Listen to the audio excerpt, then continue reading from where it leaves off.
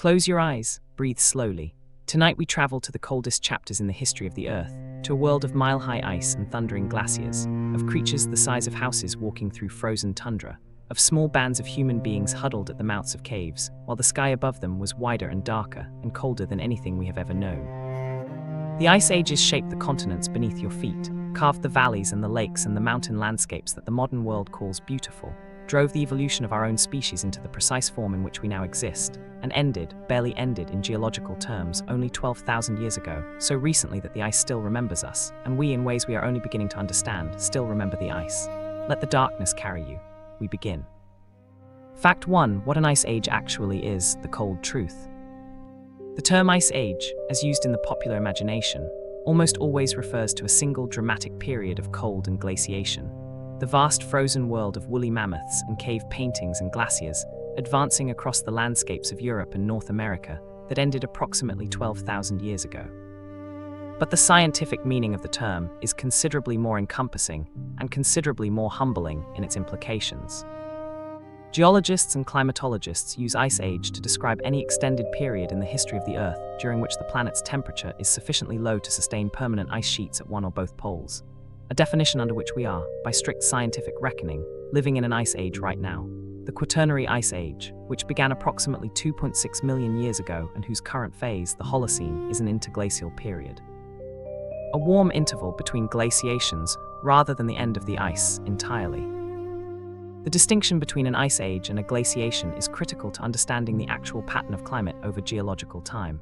Within an ice age, the climate oscillates between glacial periods, the intervals of maximum cold and maximum ice sheet extent that the popular imagination calls ice ages, and interglacial periods, the warmer intervals between them during which the ice retreats, the sea levels rise, and the climate approaches or even exceeds the warmth of the present day.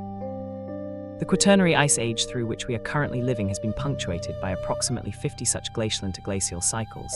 each lasting on average approximately 100,000 years, of which the most recent glacial maximum, the last glacial maximum, reached its peak of cold and ice extent approximately 21,000 years ago before the warming that produced the current interglacial began its long, uneven work. The Earth has experienced at least 5 major ice ages in its 4.5 billion year history, separated by long intervals of relative warmth during which the polar regions were free of permanent ice, and the global average temperature was considerably higher than it is today,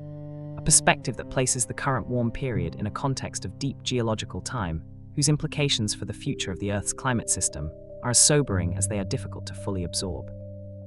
Fact 2. The snowball Earth, when the entire planet froze. The most extreme glaciation events in the history of the Earth, the episodes known as snowball Earth, of which at least 2 and possibly 3 occurred during the Proterozoic Eon, between approximately 2.4 billion and 635 million years ago,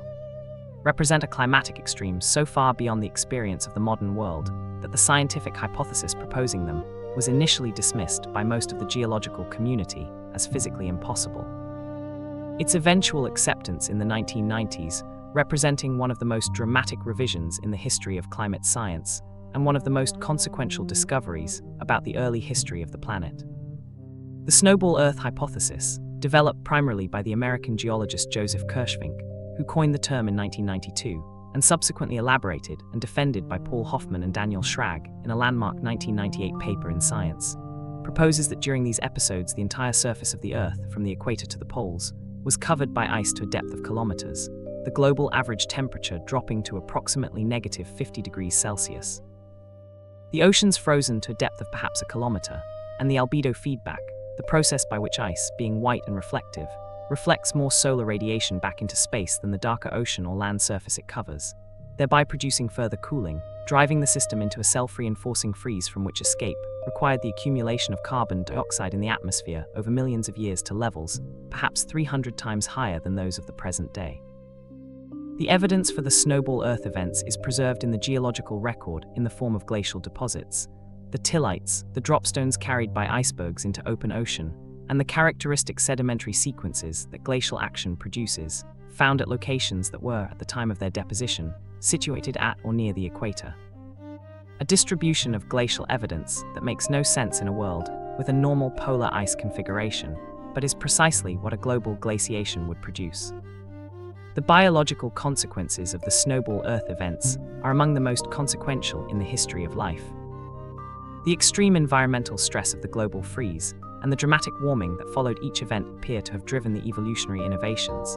the development of multicellular life, the Cambrian explosion of animal diversity that transformed the biosphere from the world of simple microbial life that had preceded the glaciations into the world of complex, differentiated, multicellular organisms from which all subsequent life, including human life, descends. Fact 3. Milankovitch cycles, the astronomical engine of ice ages. The most important single explanation for the timing and the periodicity of the glacial interglacial cycles of the Quaternary Ice Age, the question of why the climate has oscillated between cold glacial maxima and warm interglacials on the specific timescales that the geological record documents, was provided by the Serbian mathematician and astronomer Milutin Milanković, who spent the years of the First World War as a prisoner of the Austro-Hungarian Empire, working by hand on the calculations that would eventually produce, in his 1941 work Canon of Insolation and the Ice Age Problem, the most comprehensive mathematical theory of climate change yet developed. A theory whose validation by the deep-sea sediment record in the 1970s established it as the primary framework within which the astronomical forcing of the ice ages is understood. Milankovitch identified 3 distinct cycles in the geometry of the Earth's orbit around the Sun, whose combined effect modulates the amount and the distribution of solar radiation reaching the Earth's surface, the primary driver of the glacial interglacial oscillation, on timescales that match the cycles observed in the paleoclimate record, with a correspondence too close to be coincidental. The first cycle is the eccentricity of the Earth's orbit, the degree to which the orbit deviates from a perfect circle, which varies between nearly circular and moderately elliptical on a cycle of approximately 100,000 years, modulating the total amount of solar energy received by the Earth over the course of a year. The second cycle is the obliquity of the Earth's axial tilt, the angle between the Earth's rotational axis and the perpendicular to the orbital plane, which varies between approximately 22.1 and 24.5 degrees on a cycle of approximately 41,000 years, modulating the severity of the seasons and the amount of solar radiation reaching the high latitudes where ice sheets form and melt.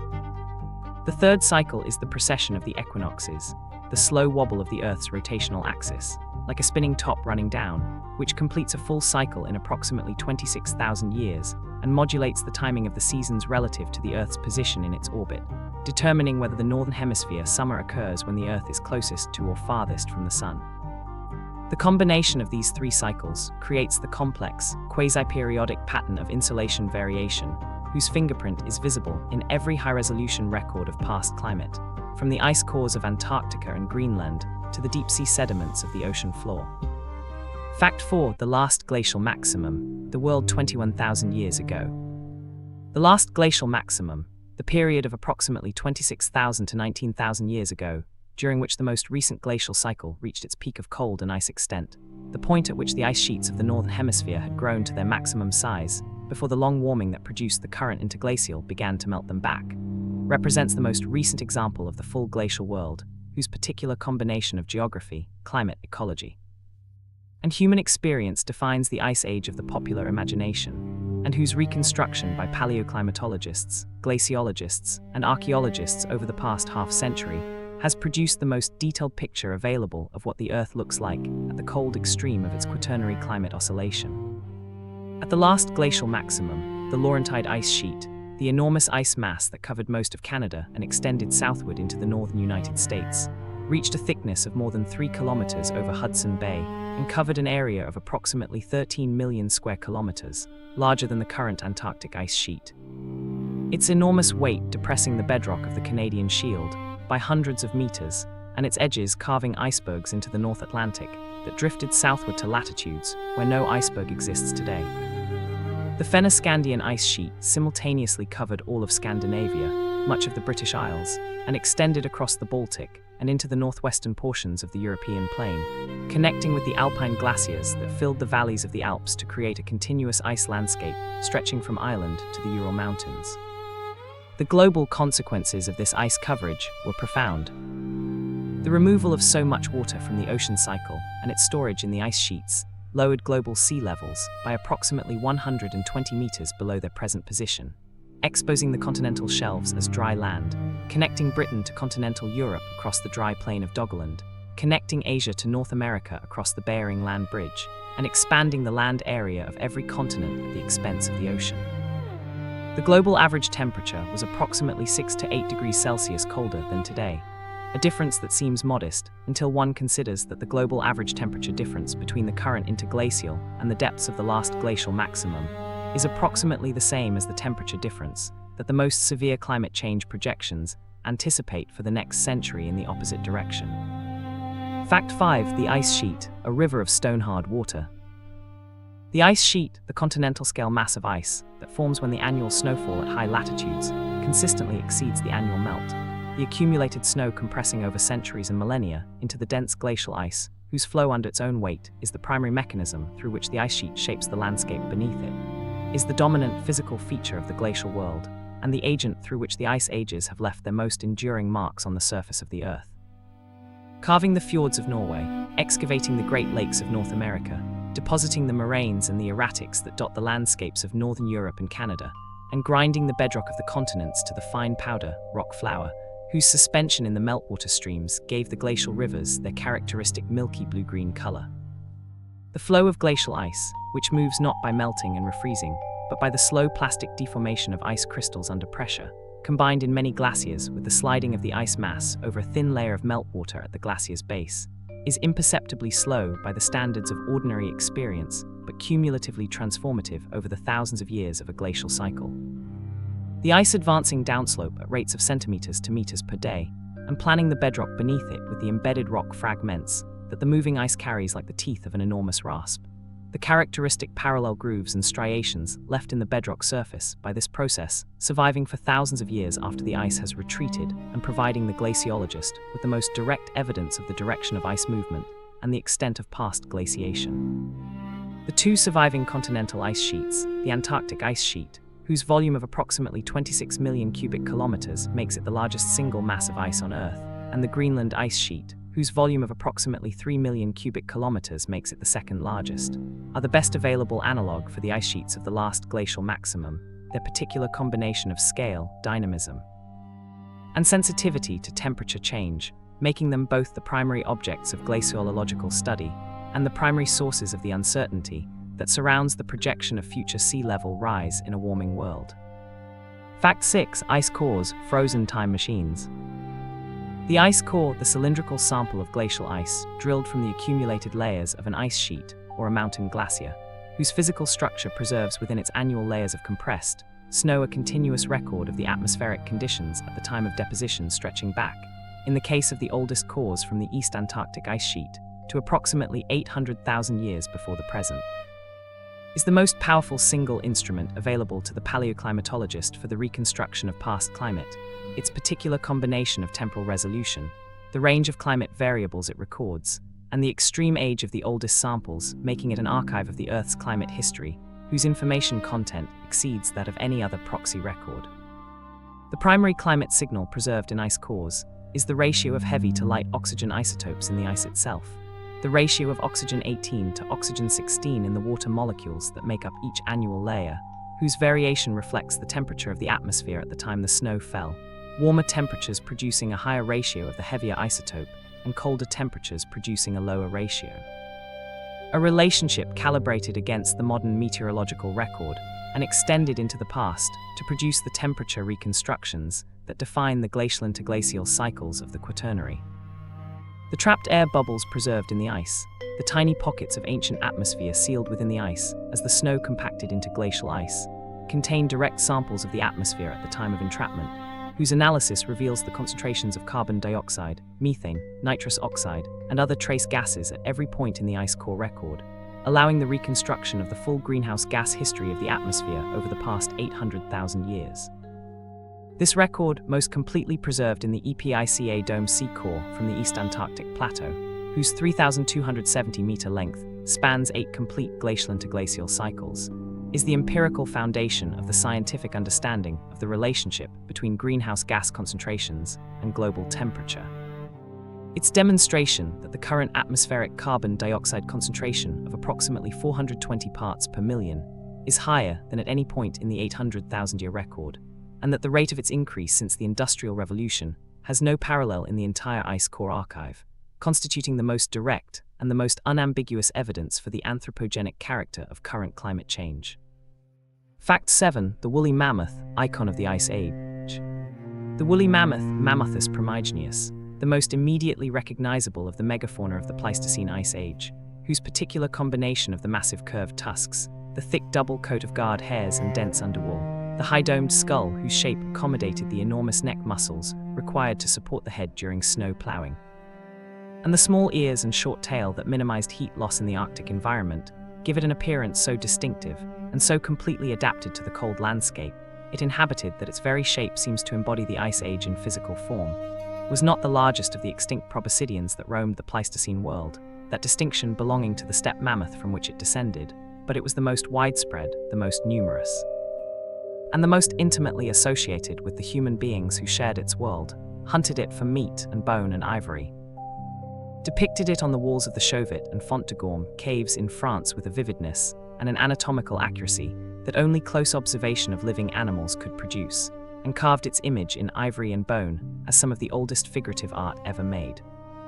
The woolly mammoth's range at the last glacial maximum extended from the British Isles across the Eurasian steppe to North America, a circumpolar distribution that reflected the particular combination of cold, dry, grass-dominated landscape, the mammoth steppe, the most extensive terrestrial ecosystem of the Pleistocene, that the mammoth's ecology required, and that the glacial climate maintained across the high-latitude landmasses of the Northern Hemisphere. The mammoth's extinction, which occurred in a geologically sudden pulse between approximately 12,000 and 4,000 years ago, with the last isolated populations surviving on Wrangel Island in the Arctic Ocean until approximately 1650 BCE, making them contemporary with the Middle Kingdom pharaohs of ancient Egypt, was the result of the combination of two forces whose relative contribution to the extinction is still debated. The rapid warming and the associated transformation of the mammoth steppe ecosystem at the end of the last glacial maximum, which reduced and fragmented the habitat on which the mammoth depended, and the pressure of human hunting, whose arrival in North America approximately 15,000 years ago coincided with the rapid extinction of the continent's megafauna with a temporal precision that the climate explanation alone cannot account for. Fact 8. The Bering Land Bridge, the road that peopled a continent. The Bering Land Bridge, the broad expanse of low-lying land, connecting the northeastern tip of Asia to the northwestern corner of North America, across what is now the Bering Strait, exposed during the last glacial maximum by the drop in sea level that accompanied the growth of the great ice sheets, and submerged again by the rising seas of the deglaciation between approximately 13,000 and 10,000 years ago, was the primary pathway through which the ancestors of the indigenous peoples of the Americas entered the New World, carrying with them the cultural traditions, the subsistence technologies, and the genetic heritage of the Asian populations from which they descended in one of the most consequential migration events in the entire history of our species. The land bridge, whose scientific name Beringia, encompasses not merely the land connection itself, but the entire subcontinent of exposed continental shelf that the low sea levels of the glacial maximum revealed, extending hundreds of kilometers north and south of the strait, and supporting a diverse and productive ecosystem of grasses, sedges, and the megafauna that grazed them, was not a narrow corridor but a broad, habitable landscape whose particular combination of the productive mammoth steppe ecosystem and the relative freedom from the continental glaciations that covered most of North America made it a viable environment for human populations whose technological adaptation to the Arctic conditions of the late Pleistocene allowed them to survive and ultimately to move southward as the ice sheets retreated and the corridors between and around them opened. The timing, the number, and the route of the migrations that populated the Americas remain among the most actively debated questions in the study of the human past. The genetic evidence suggesting at least 3 distinct migration waves from Asia, the archaeological evidence pushing the date of first entry earlier with each new discovery of pre-Clovis sites, and the coastal migration hypothesis proposing that the first Americans may have traveled not through the interior ice-free corridor, but along the Pacific coast in watercraft, moving from one ice-free refuge to the next in a migration whose evidence lies beneath the waters that rose as the glaciers melted. Fact 9. Glacial landscapes, what the ice left behind. The landscapes of the formerly glaciated regions of the Northern Hemisphere, the fjords of Norway, the Finger Lakes of New York, the drumlin fields of Ireland, the Kettle Lakes of Minnesota, the U-shaped valleys of the Scottish Highlands, the moraines of the North German Plain, the erratic boulders of the Swiss Plateau, are the most direct and the most immediately visible legacy of the ice ages in the physical world that human beings inhabit today, their particular combination of dramatic topography, distinctive geomorphological features, and the specific soil types and drainage patterns that glacial processes produce, having shaped the agricultural, ecological, and aesthetic character of the regions. They cover in ways whose full influence extends from the quality of the farmland, to the course of the rivers, to the particular beauty that has attracted human settlement, art, and contemplation to the glaciated landscapes of the Northern Hemisphere since the retreat of the ice. The fjord, the deep, steep-walled inlet carved by a glacier descending from the mountains to the sea, whose characteristic U-shaped cross-section, overdeeped floor and shallow sill at the seaward entrance, reflect the specific dynamics of glacial erosion. The ice cutting deepest where it is thickest and moving most rapidly, and leaving the sill where the glacier thinned and lost erosive power as it approached the sea, is the most dramatic expression in the landscape of the erosive power of moving ice. The Norwegian fjords, reaching depths of more than 1,300 meters and lengths of more than 200 kilometers in the case of the Sognefjord, the world's deepest and longest.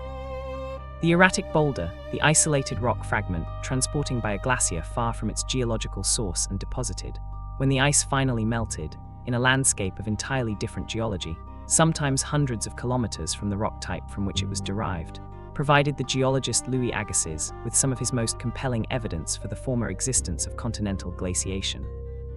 The presence of a granite boulder sitting on a limestone pavement in a location where no river could have carried it, and where no geological process other than glacial transport could account for its presence, constituting, in Agassiz's argument, proof that ice had once covered the landscape in which it now rested. Fact 10. The Ice Ages at 10. 10 facts into the history of the ice ages, and the story has already grown to encompass the full sweep of geological time, from the snowball Earth of the Proterozoic, when the entire planet froze from equator to pole, to the last glacial maximum of 21,000 years ago, when the ice was 3 kilometers thick over Canada and the sea level was 120 meters below where it stands today. We have met the astronomical engine that drives the glacial cycles, the 3 Milankovitch cycles, whose combined modulation of the solar energy reaching the Earth's surface creates the oscillation between cold and warm that has defined the quaternary climate for the past 2.6 million years. We have drilled into the ice of Antarctica and read in the trapped air bubbles the direct record of 800,000 years of atmospheric composition, finding there the most unambiguous evidence that the current state of the atmosphere is without precedent in the entire archive. We have followed the woolly mammoth across the mammoth steppe and understood that its extinction was the first great ecological crisis in which our own species played a primary role. We have crossed the Bering Land Bridge with the first Americans and recognized in their migration one of the most consequential journeys in the history of the human species. And we have stood in the Norwegian fjord and the Scottish glen and understood that the beauty we call natural is, in these landscapes, the specific beauty of what ice does when it moves through stone for 10,000 years. 90 facts remain. The story deepens. Rest now in the cold quiet. This is explored during sleeping. Fact 11. Louis Agassiz, the man who discovered the ice ages. The scientific recognition that the Earth had once been covered by vast sheets of ice, far beyond the limits of any modern glacier, the founding insight of the discipline of glaciology, and one of the most consequential single discoveries in the history of the earth sciences, is associated above all with the name of the Swiss-American naturalist Louis Agassiz,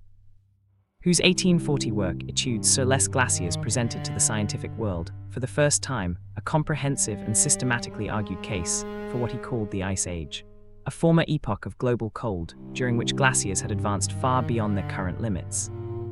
covering the landscapes of northern Europe and North America with a continuous sheet of ice whose erosive and depositional work had produced the distinctive suite of landforms and sediments that Agassiz had spent years studying in the Alps, in Scotland, in Scandinavia, and eventually in North America.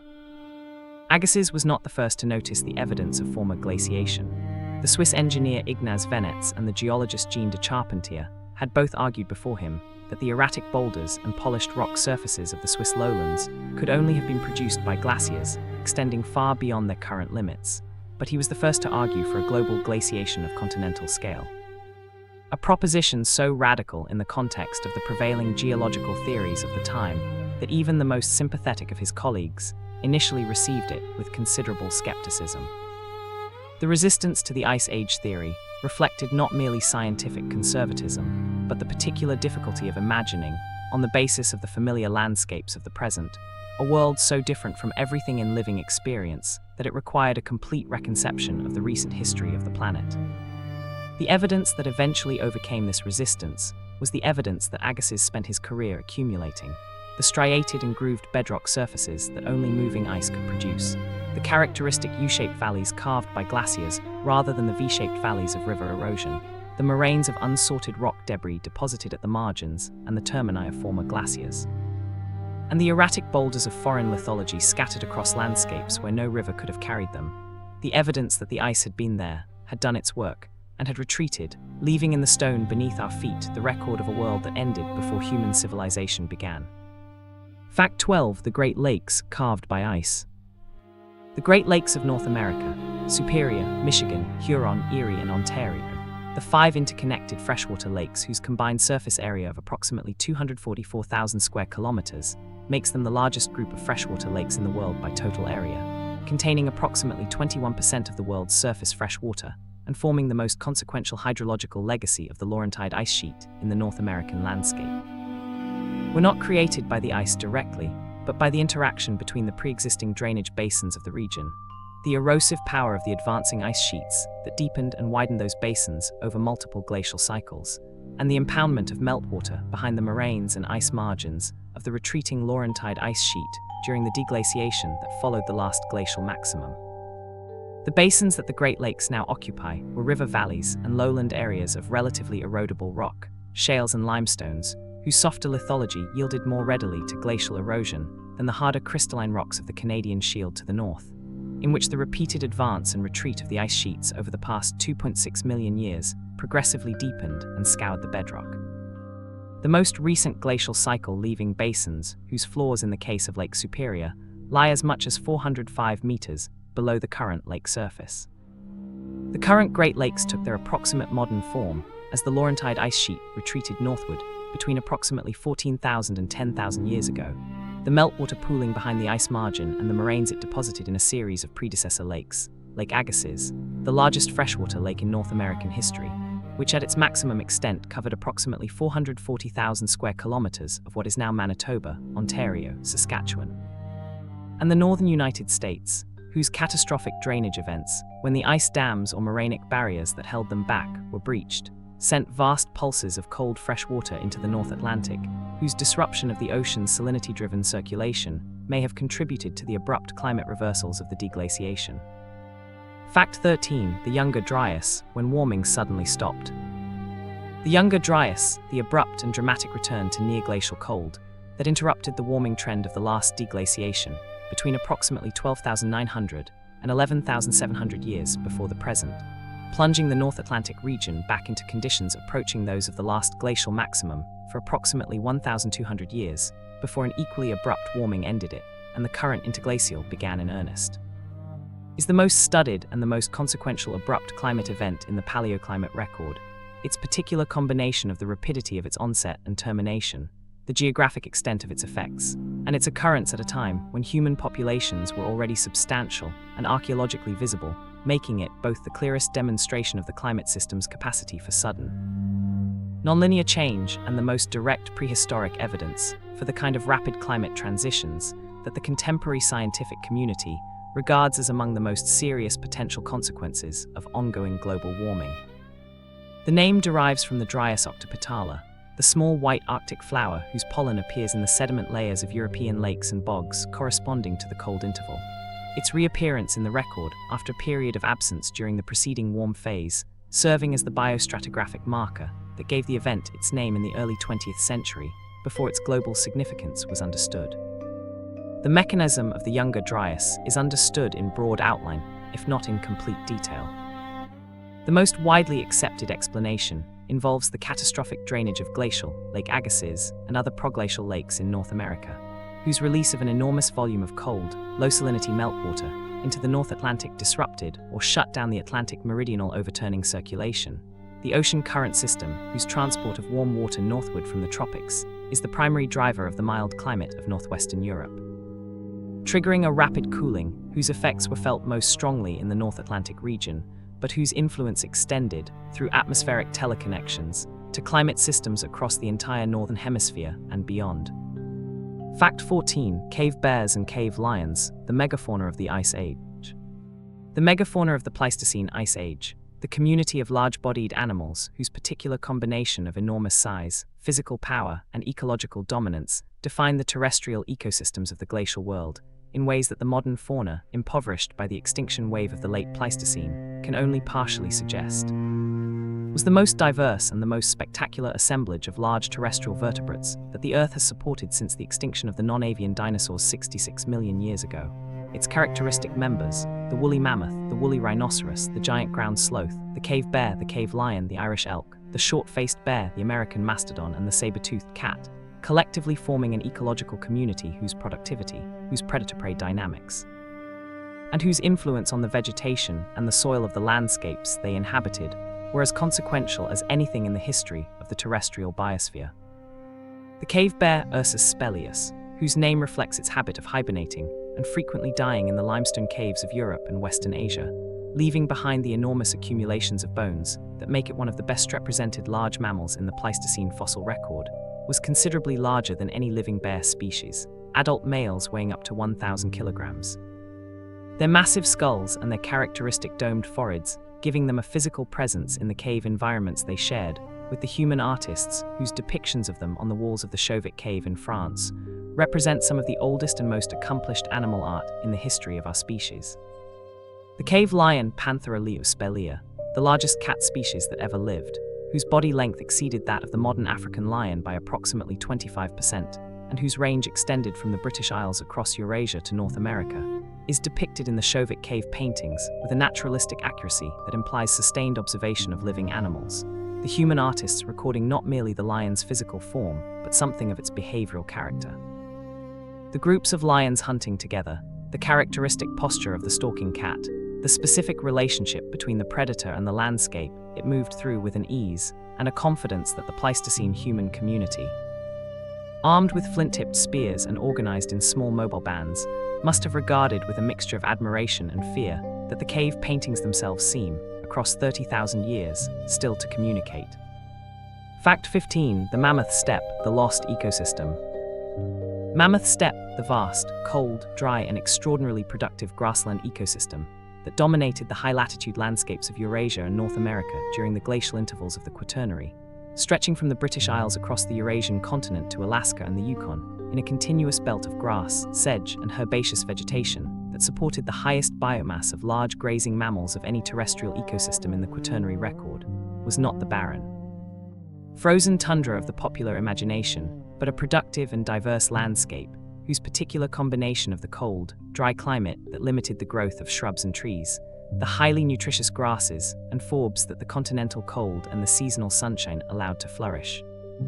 and the enormous herds of grazing megafauna whose cropping and trampling and nutrient cycling maintained the open grassland character of the ecosystem in a dynamic self-reinforcing relationship, made it the most extensive and the most ecologically influential terrestrial ecosystem of the glacial world. The productivity of the Mammoth Steppe was sustained by a nutrient cycling system driven by the megafauna themselves. The enormous herds of woolly mammoth, woolly rhinoceros, bison, horse, reindeer, saiga antelope, and musk ox that grazed its grasses converted the vegetation into a form, dung, urine, and the physical disturbance of trampling that fertilized and aerated the soil, suppressed the growth of mosses and shrubs that would otherwise colonize the open grassland, and maintained through their sheer biomass a nutrient flux whose scale has no equivalent in any modern terrestrial ecosystem. The disappearance of the Mammoth Steppe, driven by the combination of the warming and moistening of the climate at the end of the last glacial maximum, which allowed the expansion of the boreal forest and the wet tundra at the expense of the cold steppe, and the extinction of the megafauna whose presence had maintained the open grassland character of the ecosystem, was the most consequential ecological transformation of the Quaternary. Its replacement of the world's most productive grassland with the least productive of terrestrial ecosystems, the Siberian bog tundra, representing a loss of terrestrial biomass and biodiversity, whose scale and whose permanence the subsequent history of the biosphere has never reversed. Fact 16. Sea level change when the ocean disappeared.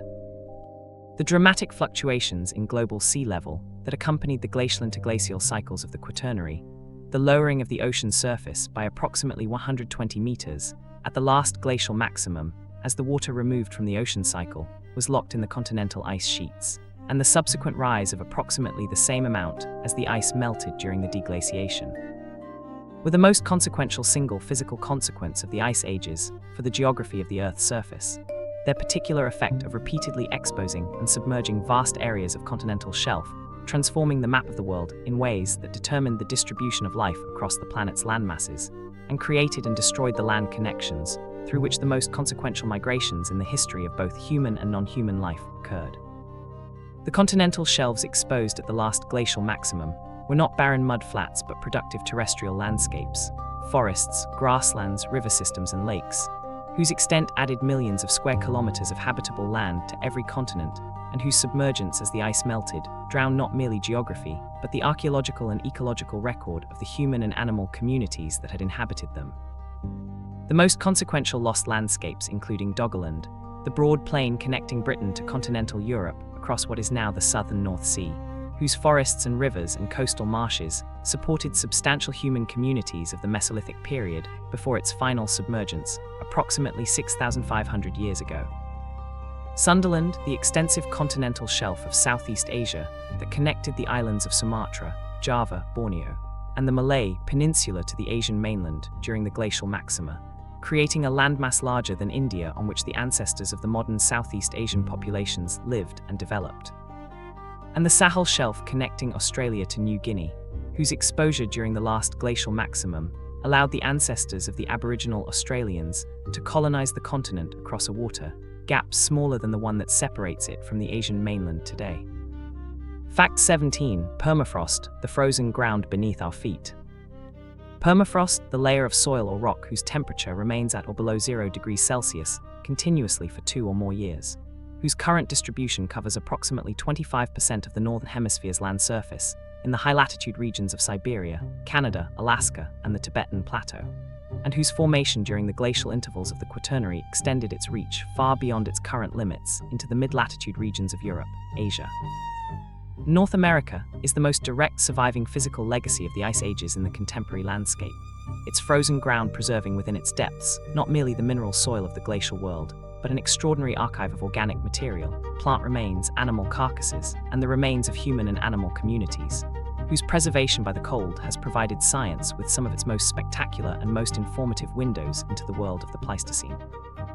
The permafrost of Siberia and Alaska has yielded a series of frozen megafauna specimens whose preservation is so complete – skin, hair, internal organs, stomach contents, and in the most exceptional cases blood still liquid within the frozen tissues – that they constitute the closest thing to living animals that the paleontologist can study, each new discovery adding to the detailed picture of the physiology, the diet, the ecology, and the final moments of the Pleistocene creatures that the bones alone cannot provide. The contemporary significance of permafrost extends far beyond its role as a paleontological archive. The organic material locked in the permafrost soils of the Arctic, estimated to contain approximately 1.5 trillion tons of carbon, roughly twice the amount currently in the atmosphere, represents the most consequential potential feedback in the entire climate system. It's thawing as Arctic temperatures rise, releasing the stored carbon as carbon dioxide and methane, in a self-reinforcing warming that the climate models of the current generation have difficulty representing with adequate precision, making the future behavior of the permafrost one of the most urgent and the most uncertain questions in the entire field of climate science.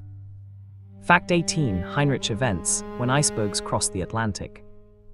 Heinrich events, the episodes of massive iceberg discharge from the Laurentide ice sheet into the North Atlantic Ocean that occurred at irregular intervals during the last glacial cycle, depositing across the floor of the North Atlantic the distinctive layers of ice-rafted debris, the coarse mineral grains and rock fragments transporting by icebergs from their source regions in Canada and deposited on the sea floor as the icebergs melted.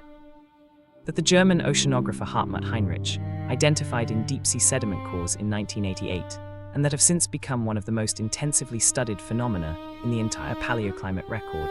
are among the most dramatic and the most consequential episodes of abrupt climate change in the geological record of the last glacial cycle.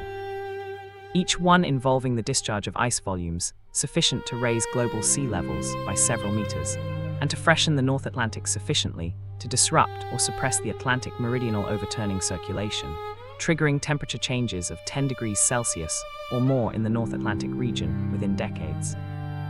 Mechanism behind the Heinrich events. the question of what caused the periodic collapse of the Laurentide ice sheet's margin, releasing the armadas of icebergs that left their sedimentary signature across the floor of the North Atlantic, remains debated, the most widely accepted hypothesis involving the concept of the binge-purge cycle, in which the ice sheet periodically grew too thick for its own stability, the geothermal heat from the bedrock below warming the base of the ice to the melting point. The resulting meltwater lubricating the bed and allowing the ice to surge rapidly into the ocean before thinning and restabilizing. The climatic consequences of the Heinrich events extended far beyond the North Atlantic. The cold and dry conditions that followed each event are recorded in the cave records of China, the lake sediments of Africa, and the ice cores of Antarctica, demonstrating that the disruption of the Atlantic circulation by the freshwater input of the icebergs had effects that propagated through the entire coupled atmosphere-ocean system. Connecting the glaciological instability of the Laurentide ice sheet to climatic changes in the tropics and the southern hemisphere through a series of atmospheric and oceanic teleconnections, whose complexity modern climate models are only beginning to capture. Fact 19. The Neanderthals and the ice, cousins in the cold. The Neanderthals, Homo neanderthalensis, the archaic human species that inhabited Europe and Western Asia for approximately 400,000 years before their disappearance, approximately 40,000 years ago, during the period following the arrival of anatomically modern humans in Europe, were not the brutish, stooped, dim-witted creatures of the early 20th century popular imagination, but a sophisticated, adaptable, and anatomically powerful human species whose particular physical form, the stocky, large-nosed, heavy-browed body plan with its short limbs and barrel chest, was a precise biological adaptation to the cold, dry climate of glacial Europe, the same environmental pressures that had driven the evolution of the woolly mammoth's insulating coat having shaped, in the lineage leading to the Neanderthals. A body plan whose specific proportions minimized surface area relative to volume, in the way that Bergmann's and Allen's rules predict for warm-blooded animals living in cold environments. The Neanderthals' technological sophistication, their Mousterian stone tool industry, whose prepared core flacking technique produced a range of flake tools whose functional versatility was sufficient to support hunting, butchery, hideworking, and woodworking across the full range of environments they inhabited, their use of fire, whose evidence is ubiquitous in their archaeological sites. Their intentional burial of the dead, documented at sites from La Chapelle aux Saints in France to Shanidar Cave in Iraq, and the growing evidence of personal ornamentation, pigment use, and possibly symbolic behavior, paints a picture of a species whose cognitive capacity, while differing in ways that remain debated from that of modern humans, was sufficient for the behavioral flexibility required to survive through the extreme environmental oscillations of the late Pleistocene. The genetic evidence recovered from Neanderthal fossils has revealed that the Neanderthals and the anatomically modern humans who entered Europe approximately 45,000 years ago were not entirely separate species in the reproductive sense. The genomes of all living humans outside sub-Saharan Africa contain between 1 and 4% Neanderthal DNA, the legacy of the interbreeding events that occurred when the two populations encountered one another in the complex, shifting environments of the late Pleistocene transition. Fact 20. The Ice Ages at 20. 20 facts into the history of the Ice Ages, and the story has grown from the astronomical cycles that drive the glacial oscillation to the specific human and animal lives lived within those cycles. The Neanderthals huddled at the cave mouth, the mammoths grazing the steppe, the first Americans crossing the land bridge through the Bering cold, each of them shaped by the particular conditions that the ice imposed on the world they inhabited. We have watched the younger Dryas interrupt the warming of the deglaciation with a suddenness, decades, not centuries, that has no parallel in the familiar meteorological record and whose mechanism, the flooding of the North Atlantic with glacial meltwater that shut down the ocean's great heat pump, is the specific scenario that keeps modern oceanographers awake at night as the Greenland ice sheet accelerates its melt. We have followed the Heinrich events across the floor of the North Atlantic, in the layers of ice-rafted debris that a German oceanographer found in his sediment cores, and recognized as the signature of the Laurentide ice sheet periodically collapsing into the sea. We have stood in the mammoth steppe and understood that the world we think of as wild and natural, the tundra, the boreal forest, the impoverished northern landscapes of the modern high latitudes, is actually the impoverished remnant of an ecosystem whose productivity and whose diversity the extinction of the megafauna and the end of the glacial climate together destroyed. We have entered the permafrost and found there, frozen since the Pleistocene, the bodies of animals whose last meal is still in their stomachs. 80 facts remain, the story moves deeper into the ice. Rest now in the cold and the quiet. This is Explore During Sleeping. Fact 21. Cave art, painting in the Ice Age dark. The cave art of the European Upper Paleolithic, the extraordinary tradition of painting, engraving, and sculpture, produced by the anatomically modern human communities of Ice Age Europe between approximately 40,000 and 12,000 years ago, preserved in the darkness of the limestone cave systems of France, Spain, and a growing number of other locations across Europe and beyond.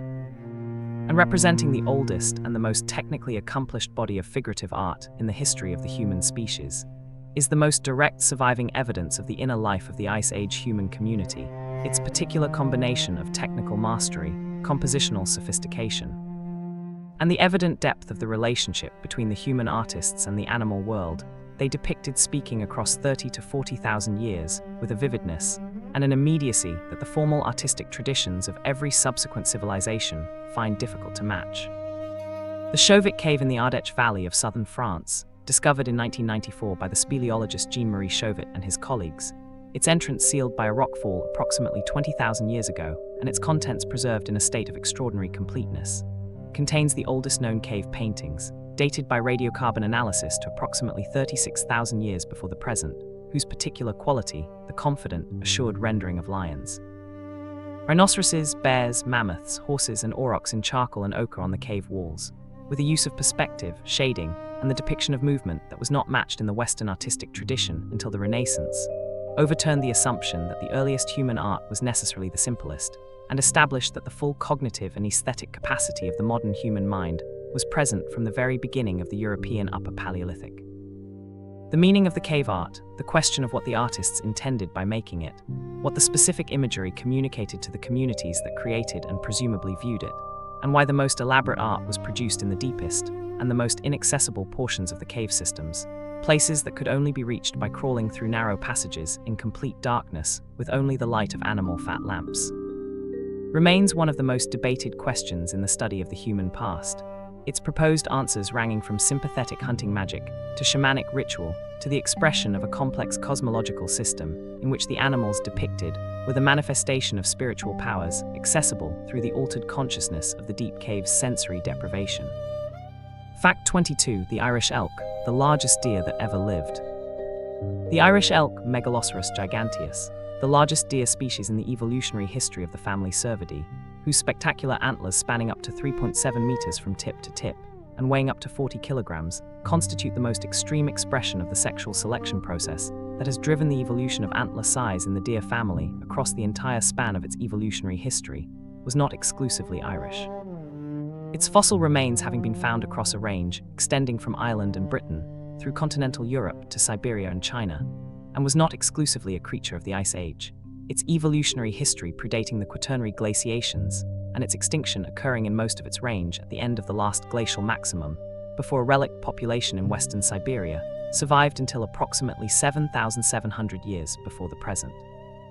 The name persists because the peat bogs of Ireland have yielded the most spectacular and the most numerous specimens, the particular chemistry of the acidic bog water preserving bone with an exceptional completeness that has allowed the construction of detailed biological profiles of the Irish elk population from the skeletal evidence alone, revealing an animal of approximately 700 kilograms body weight, roughly comparable to a modern moose,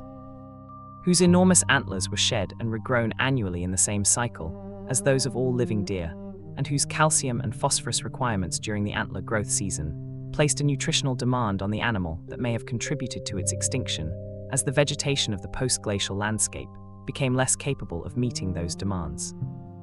The Irish elk's antlers, whose size is explained by the same runaway sexual selection process that produces the peacock's tail and the bird of paradise's plumage, the evolutionary logic of honest signaling in which the male whose antlers are largest demonstrates most convincingly his genetic quality and his nutritional status, was simultaneously the species' most distinctive attribute, and in a rapidly changing post-glacial environment,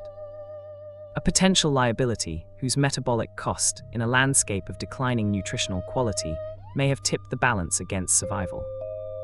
Fact 23. Glacial refugia, where life hid from the ice. The concept of the glacial refugium, the area of relatively mild or sheltered climate that persisted through the cold of a glacial maximum, as an island of habitable environment within the surrounding inhospitable landscape, allowing the survival of plant and animal communities that would otherwise have been extirpated by the cold and the ice, and from which the recolonization of the deglaciated landscapes was accomplished as the climate warmed, is among the most important and the most productive concepts in the study of the biological consequences of the ice ages. Its application to the interpretation of the modern distribution of species, having transformed the understanding of why the plants and animals of the contemporary world are distributed as they are, and why the genetic diversity of populations decreases with distance from the refugia in which their ice age ancestors survived. The principal glacial refugia of the European Ice Age were the three southern peninsulas, Iberia, Italy, and the Balkans, whose southerly latitudes and whose maritime climates moderated the cooling sufficiently to maintain forest communities through the last glacial maximum when the rest of Europe was covered by tundra, steppe, or ice, and from which the temperate tree species whose recolonization of post-glacial Europe proceeded northward as the ice retreated: oak, hazel, alder, elm, lime. And the other members of the temperate deciduous forest community spread from their southern refuge populations in a pattern of northward advance, whose speed and whose geographic complexity is recorded in the pollen record of lake sediments across the continent. The genetic signature of the refugial history of European species, the pattern of genetic diversity in which the Iberian, Italian, and Balkan populations of a given species are genetically diverse, reflecting their long residence in the refugium and the accumulation of mutations over many generations, while the northern populations are genetically depauperate. Reflecting their recent derivation from a small founding population that colonized the deglaciated landscape within the last 10,000 years, is one of the most consistent patterns in European population genetics and one of the most powerful demonstrations of the enduring biological legacy of the ice ages in the living world. Fact 24. The Laurentide Ice Sheet, the giant that shaped North America. The Laurentide Ice Sheet, the continental-scale ice mass that formed over the Canadian Shield during each glacial maximum of the Quaternary, reaching its maximum extent at the last glacial maximum when it covered approximately 13 million square kilometers of North America, extended from the Arctic coast of Canada southward into the northern United States, and reached a maximum thickness of more than 3 kilometers over the Hudson Bay region, was the most geomorphologically active single feature of the Quaternary ice ages in the Western Hemisphere, its advance and its retreat having shaped the physical landscape of North America more profoundly than any other geological process of the past 2 million years, carving the basins of the Great Lakes, depositing the moraines and the drumlins and the outwash plains of the northern tier of the United States, redirecting the drainage of the continent in ways whose effects persist in the courses of the modern rivers, and depressing the bedrock of the Canadian Shield under its enormous weight in a process of isostatic subsidence whose reversal, the slow rebound of the land surface as the ice load is removed, is still continuing today. The Hudson Bay lowlands rising at a rate of approximately 1 centimeter per year as the bedrock continues its millennia-long recovery from the weight of the ice that covered it until approximately 8,000 years ago. The maximum southern extent of the Laurentide ice sheet, marked by the terminal moraines, whose positions define the boundary between the glaciated and the unglaciated landscapes of the northern United States, determined the course of the Missouri and the Ohio rivers, whose modern positions follow approximately the southern margin of the ice sheet, deflected southward by the moraine barrier that the advancing ice deposited at its farthest extent. The deglaciation of the Laurentide ice sheet, which proceeded not as a simple northward retreat, but as a complex series of advances and retreats, ice stream activations and shutdowns, and proglacial lake formations and catastrophic drainages that occupied the period between approximately 21,000 and 7,000 years before the present, released into the North Atlantic and the Gulf of Mexico a volume of fresh water whose effect on the ocean's salinity and circulation produced some of the most dramatic abrupt climate events in the entire record of the last deglaciation. Fact 25. Sabre-toothed cats, predators of the Ice Age. The sabre-toothed cats, the informal grouping of felid and non-felid carnivores, whose convergent evolution of the elongated, laterally compressed upper canine teeth that give the group its name produced, across multiple independent evolutionary lineages, and across a time span extending from the Eocene to the late Pleistocene, the most distinctive and the most immediately recognizable morphological theme in the entire evolutionary history of the mammalian carnivores, were among the apex predators of the Pleistocene megafauna communities of every inhabited continent except Australia and Antarctica. Their particular combination of the enlarged canine teeth, whose function in prey capture and killing is still debated, the powerful forelimbs and shoulders that characterize the best-known genera, and the ecological contexts, the megafauna-rich grasslands and savannas of the Pleistocene. in which they reached their greatest diversity, making them the defining predators of the Ice Age world, in the same sense that the great cats are the defining predators of the modern African savanna. The best known and the most extensively studied of the saber-toothed cats was Smilodon fatalis, the North American species whose extraordinarily well-preserved remains from the La Brea tar pits of Los Angeles, where thousands of individuals became trapped in the natural asphalt seeps over a period of approximately 40,000 years, have provided paleontologists with a population-level sample of a single saber-toothed species whose size, sex ratio, age structure, injury patterns, and pathology can be analyzed in the same way that a modern wildlife biologist would analyze a living population. The La Brea Smilodon specimens reveal an animal of approximately 160 to 280 kilograms body weight, its upper canines reaching 28 centimeters in length from root to tip, whose injury patterns, a high frequency of healed injuries to the forelimbs, and the spine consistent with the stresses of subduing large, struggling prey, suggest a hunting strategy involving the immobilization of prey with the powerful forelimbs before the application of the saber teeth in a killing bite whose specific biomechanics, whether a deep stab to the throat or a shearing bite through the soft tissues of the neck, remains the subject of ongoing research. Fact 26. The deglaciation, when the ice began to die. The deglaciation, the protracted, interrupted, and climatically consequential process by which the vast ice sheets of the last glacial maximum melted, collapsed, and retreated between approximately 21,000 and 7,000 years before the present,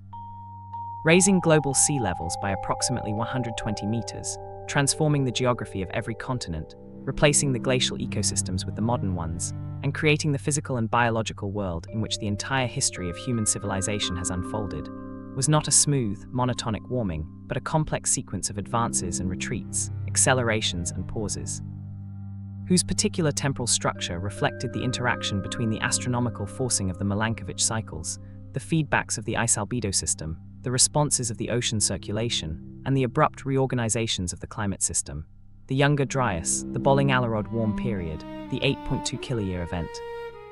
that punctuated the general warming trend with reversals of sufficient severity and sufficient rapidity to challenge and sometimes overwhelm the human and biological communities that experienced them.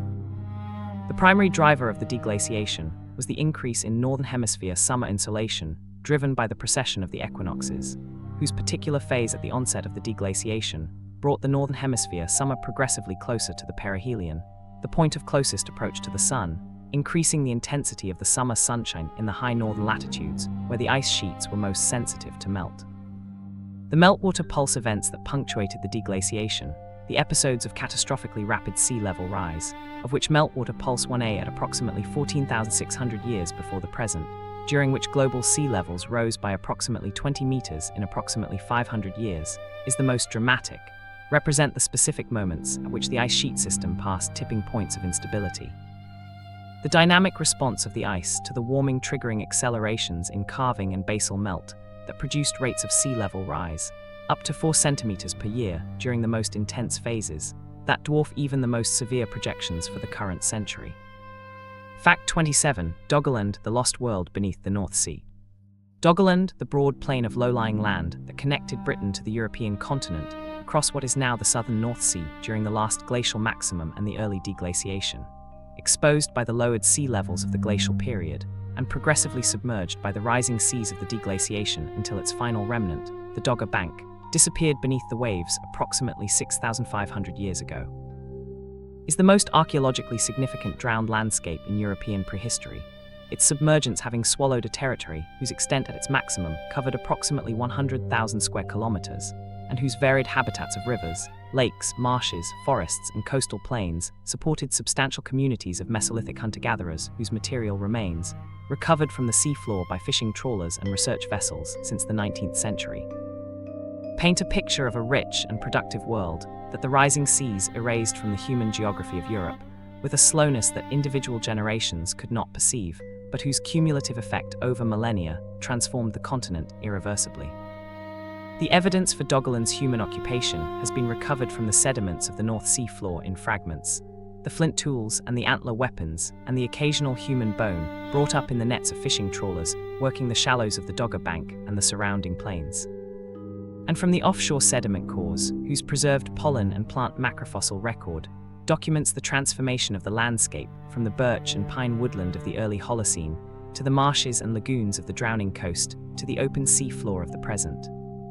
The geophysicist Vince Gaffney and his colleagues at the University of Bradford have used the seismic survey data collected by the oil and gas industry during its exploration of the North Sea to reconstruct the ancient topography of Doggerland in 3 dimensions, revealing a landscape of river valleys, estuaries, lakes, and low hills whose detailed mapping has transformed the understanding of the environmental context in which the Mesolithic communities of northwestern Europe lived, moved,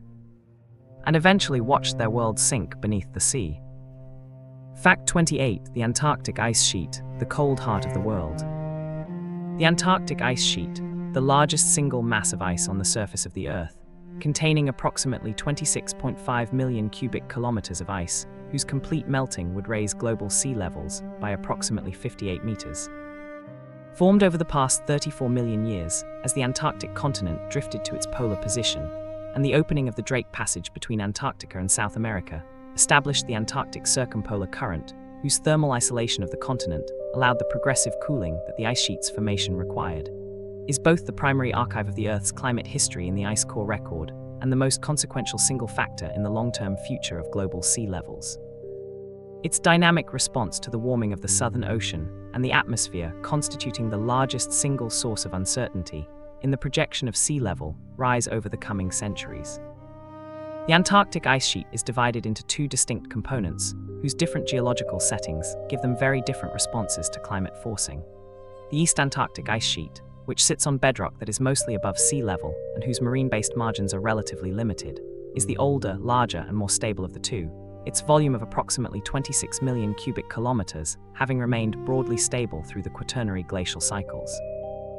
And the West Antarctic ice sheet, which sits on bedrock that lies in many places well below sea level, whose marine ice sheet configuration, grounded on a bed that deepens toward the interior, makes it inherently vulnerable to the marine ice sheet instability mechanism, in which the retreat of the grounding line once initiated by ocean warming can become self-sustaining as the ice sheet retreats into progressively deeper water and the flux of ice into the ocean increases.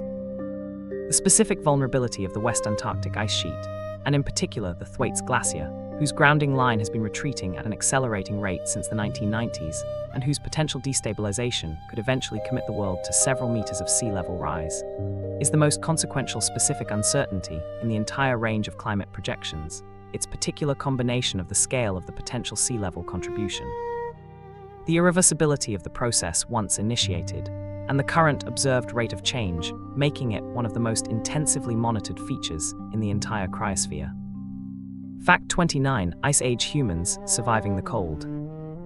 The anatomically modern humans who inhabited Europe and Asia during the last glacial maximum, the communities of the European Upper Paleolithic, and the Asian equivalents whose technological ingenuity, social organization, and behavioral flexibility allowed them to survive and ultimately to thrive in one of the most challenging environments that the human species has ever occupied.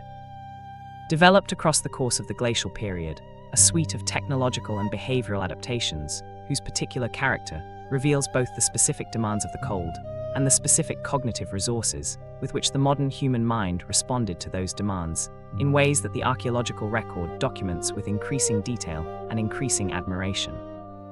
The most critical technological adaptation to the cold of the last glacial maximum was the development of tailored clothing, the fitted garments of animal skin and fur, sewn with bone needles through holes punched by bone awls in the carefully prepared hides, whose production is documented in the archaeological record by the needles and the awls themselves, which survive in the site deposits of Upper Paleolithic occupation sites, and by the figurines depicting clothed figures, whose representations of the specific garment forms worn by Ice Age humans provide the most direct evidence of the clothing tradition available.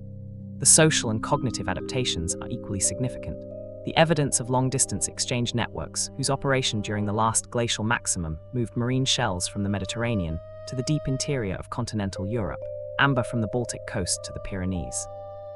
and flint from specific quarries across hundreds of kilometers of glacial landscape, suggests the existence of alliance networks of sufficient geographic extent and sufficient social complexity to allow the buffering of local resource failures through access to the resources of distant communities.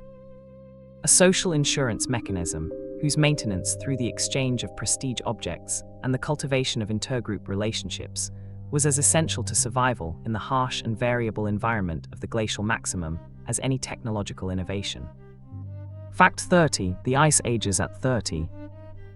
30 facts into the history of the Ice Ages, and the story has grown from the astronomical and the geological to the biological and the human, from the Milankovitch cycles that set the tempo of the glacial oscillation to the Ice Age artists who painted lions and rhinoceroses by the light of animal fat lamps in the deep dark of the Shovik cave. We have followed the Irish elk across the post-glacial landscape and understood that the most spectacular physical feature of a species can also be its vulnerability, that the antlers whose size announced the elk's genetic quality to potential mates also announced, to a changing world, a metabolic demand that the shrinking nutritional resources of the post-glacial environment could no longer meet. We have stood in the glacial refugia of Iberia and Italy and recognized that the biological diversity of the modern world is partly the product of the specific geography of the ice, that the plants and animals of the contemporary European landscape survived the last glacial maximum in specific places whose locations the modern distribution of species still encodes. We have crossed the floor of the North Sea in imagination and walked the forests of Doggerland, knowing that the sea that drowned them is the same sea that Mesolithic people watched rising, generation after generation, encroaching on the marshes and the river mouths of a world that was being slowly taken from them. We have met the sabre-toothed cats at La Brea and understood that the richness of the Pleistocene predator community, the diversity of large carnivores whose ecological interactions structured the prey communities of the Ice Age world, was as much a product of the specific conditions of the glacial climate as the diversity of the prey species themselves. 70 facts remain. The ice deepens around us. Rest now. This is explore during sleeping. Fact 31. The woolly rhinoceros, armored against the cold. The woolly rhinoceros, Coelodonta antiquitatis, the cold-adapted megaherbivore whose range during the last glacial maximum extended from the British Isles across the Eurasian steppe to the edge of the Pacific, whose thick double coat of reddish-brown fur insulated it against the temperatures of the glacial Eurasian plain, and whose paired horns, the front horn reaching lengths exceeding 1 meter, served functions ranging from the sweeping of snow from the frozen ground to expose the grasses and sedges beneath, to the defense against predators, to the social signaling whose role in rhinoceros behavior is as consequential today as it was in the Pleistocene, was the second largest land animal of Ice Age Eurasia after the woolly mammoth and the most heavily armored member of the megafauna community. Its massive body of approximately 2,700 kilograms, combined with its thick skin and its formidable horns, making it a challenging prey for even the most capable predators of its world. The woolly rhinoceros is known to science not merely from its bones, though the fossil record from Eurasia is extensive enough to support detailed reconstructions of its anatomy, its biomechanics, and its evolutionary history, but from the frozen specimens preserved in the permafrost of Siberia, whose discovery has provided science with the most complete picture of the animal's external appearance and its physiology available for any extinct Pleistocene species other than the mammoth. A young woolly rhinoceros discovered in 2020 in the permafrost of Yakutia, estimated to have died approximately 20,000 years ago at the age of 3 to 4 years, was preserved with its horn, its eyelashes, part of its digestive contents, and patches of its thick fur still intact, the most complete woolly rhinoceros specimen ever recovered, whose analysis is still ongoing at the time of its discovery, and whose eventual publication will add substantially to the understanding of the physiology and the ecology of a species that shared the Eurasian steppe with the ancestors of every modern Eurasian and European human population. The woolly rhinoceros appears in the cave art of Europe, at Chauvet, at Font de Gorme, and at several other sites in France and Spain, rendered with the same confident anatomical accuracy as the mammoth and the cave lion, its characteristic paired horns and its hunched, massive profile immediately recognizable in the charcoal and ochre drawings of artists who had plainly spent considerable time in its company. Facts 32. The Greenland Ice Sheet, the Northern Archive. The Greenland Ice Sheet, the second largest mass of ice on the surface of the Earth, containing approximately 2.85 million cubic kilometers of ice, accumulated over the past 3 million years on the bedrock of the world's largest island, whose complete melting would raise global sea levels by approximately 7.2 meters, and whose current contribution to sea level rise, accelerating since the 1990s in response to the warming of the Arctic at approximately twice the global average rate, is already the largest single source of sea level rise from the cryosphere, has provided, through the ice cores drilled from its summit and its flanks since the 1960s, the most detailed and the most temporally resolved climate record available from the Northern Hemisphere. Its annual layers of accumulated snow preserving within their physical and chemical properties a continuous archive of Northern Hemisphere climate extending back approximately 130,000 years to the last interglacial. The GISB-2 and GRIP ice cores drilled at the summit of the Greenland ice sheet in the early 1990s, and the more recent NEAM and NGIP cores that extended the record and improved its temporal resolution, revealed in their isotopic records the extraordinary climate variability of the last glacial cycle, the 25 Danskardischer events. The rapid oscillations between cold stadial and relatively warm interstadial conditions that punctuated the glacial period at intervals of approximately 1,500 years, each one involving a warming of approximately 8 to 16 degrees Celsius in the Greenland region within decades, followed by a more gradual cooling back to stadial conditions. That transformed the understanding of the glacial climate from a relatively stable cold period to a period of dramatic and rapid variability, whose mechanisms and whose teleconnections to the climate of lower latitudes are among the most active research areas in all of paleoclimatology. The contemporary significance of the Greenland ice sheet is inseparable from the question of its future.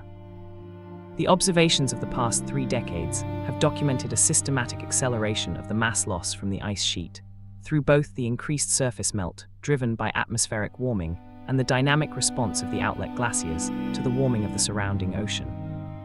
That has raised the projections of the Greenland contribution to sea level rise over the coming century and beyond to levels that would have profound consequences for the hundreds of millions of people living in low-lying coastal regions. Fact 33. The giant ground sloth, America's lost giant. The giant ground sloths, the diverse group of large to enormous ground-dwelling sloths whose evolutionary radiation in South America and whose subsequent invasion of North America following the formation of the Isthmus of Panama approximately 3 million years ago, produced some of the largest terrestrial mammals of the Cenozoic era, were among the most ecologically influential members of the Pleistocene megafauna of the Americas, their particular combination of enormous body size, powerful forelimbs equipped with large curved claws, and dietary flexibility, making them the most effective large herbivores in the ecosystems they inhabited, and their extinction at the end of the Pleistocene, one of the most consequential ecological losses in the recent history of the Western Hemisphere. The largest of the ground sloths, Megatherium americanum, reached body weights of approximately 4,000 kilograms, comparable to a modern elephant, and heights when rearing on its hind legs of more than 6 meters, making it one of the largest terrestrial mammals that has ever existed. Its skeleton, discovered in Argentina in 1788 and sent to Madrid, where it became one of the first fossil skeletons to be mounted and displayed to the public, was among the objects that inspired the young Charles Darwin's interest in the fossil record during his voyage on the Beagle, and contributed to his developing understanding of the extinction and replacement of species over geological time. The ecological role of the giant ground sloths in the pre-extinction Americas was as significant as their physical scale. Their foraging behavior, the use of the powerful forelimbs and the large claws to pull down branches and to excavate roots, created habitat disturbance on a scale that maintained the structural diversity of the forest and grassland ecosystems they inhabited, and the seeds of several large-fruited plant species in South America, the avocado, the Osage orange, and several species of large-seeded palms, are now understood to have been adapted for dispersal by the megafauna that consumed their fruits and deposited their seeds across the landscape. The absence of their specific dispersers, since the Pleistocene extinction, leaving these plants as what ecologists call anachronisms, species whose adaptations make sense only in reference to a world that no longer exists. Fact 34. Ice Age Europe, a world transformed. The physical and ecological landscape of Europe at the height of the last glacial maximum, the world that the upper Paleolithic human communities inhabited, that the cave artists depicted on the walls of the deep caves, and that the megafauna of the Ice Age traversed in their seasonal movements across a continent whose geography, climate, and vegetation were as different from the modern European landscape as anything that exists on Earth today, was a place of extreme contrasts. Its particular combination of the vast ice sheet covering Scandinavia and the British Isles, the periglacial tundra and steppe extending southward across the European plain, the refugial forests of the Mediterranean peninsulas, and the dramatic topographic relief of the Alps and the Pyrenees, creating an environmental mosaic of exceptional spatial diversity within a general context of cold and aridity that the modern European climate, with its mild maritime influence and its extensive temperate forest cover, does not begin to suggest. The treeline during the last glacial maximum lay approximately 1,000 to 1,500 meters lower than its current position in the European mountains. The Alpine glaciers filled the valleys and extended onto the Piedmont plains to the north and south, and the permafrost that underlay the tundra and loess steppe of the European plain extended southward to the latitude of modern Paris and Warsaw. The dominant vegetation of the unglaciated lowland areas of Central and Western Europe was the cold steppe, a dry, open grassland of grasses, sedges, and herbaceous plants whose particular character, the European expression of the mammoth steppe that covered the high latitudes of the Eurasian continent, supported the diverse megafauna community: mammoth, woolly rhinoceros, bison, wild horse, reindeer, giant deer, saiga antelope, and cave lion. That the human communities of the Upper Paleolithic hunted, feared, and depicted with such extraordinary accuracy and such evident emotional engagement in the art that is their most enduring legacy. Fact 35. The Pleistocene megafauna extinction. What killed the giants? The extinction of the Pleistocene megafauna, the wave of large-bodied animal extinctions that swept through the terrestrial ecosystems of every inhabited continent between approximately 50,000 and 4,000 years ago, eliminating approximately 3/4 of the large mammal genera that had existed at the beginning of the late Pleistocene, and leaving the contemporary world's fauna as the impoverished remnant of a vastly richer Ice Age community, is the most consequential and the most debated ecological event in the recent history of the biosphere. Its cause is the subject of a controversy that has occupied paleontologists, ecologists, and climate scientists for more than half a century, without reaching a consensus that fully satisfies all the available evidence. The two primary competing explanations, climate change and human hunting, are not mutually exclusive, and the current state of the evidence suggests that the actual extinction process involved both factors in proportions that varied between continents, between taxonomic groups, and between the specific conditions of the individual extinctions within the broader wave. The climate change hypothesis, which attributes the extinctions primarily to the rapid transformation of glacial ecosystems during the deglaciation, the replacement of the cold, dry, productive mammoth steppe with the warmer, wetter, less nutritious post-glacial vegetation, reducing the carrying capacity of the landscape for the large herbivores whose food requirements the transformed ecosystem could no longer meet, is supported by the correlation between the timing of many extinctions and the major climate transitions of the deglaciation, and by the repeated survival of the megafauna through the many previous glacial interglacial transitions of the Quaternary.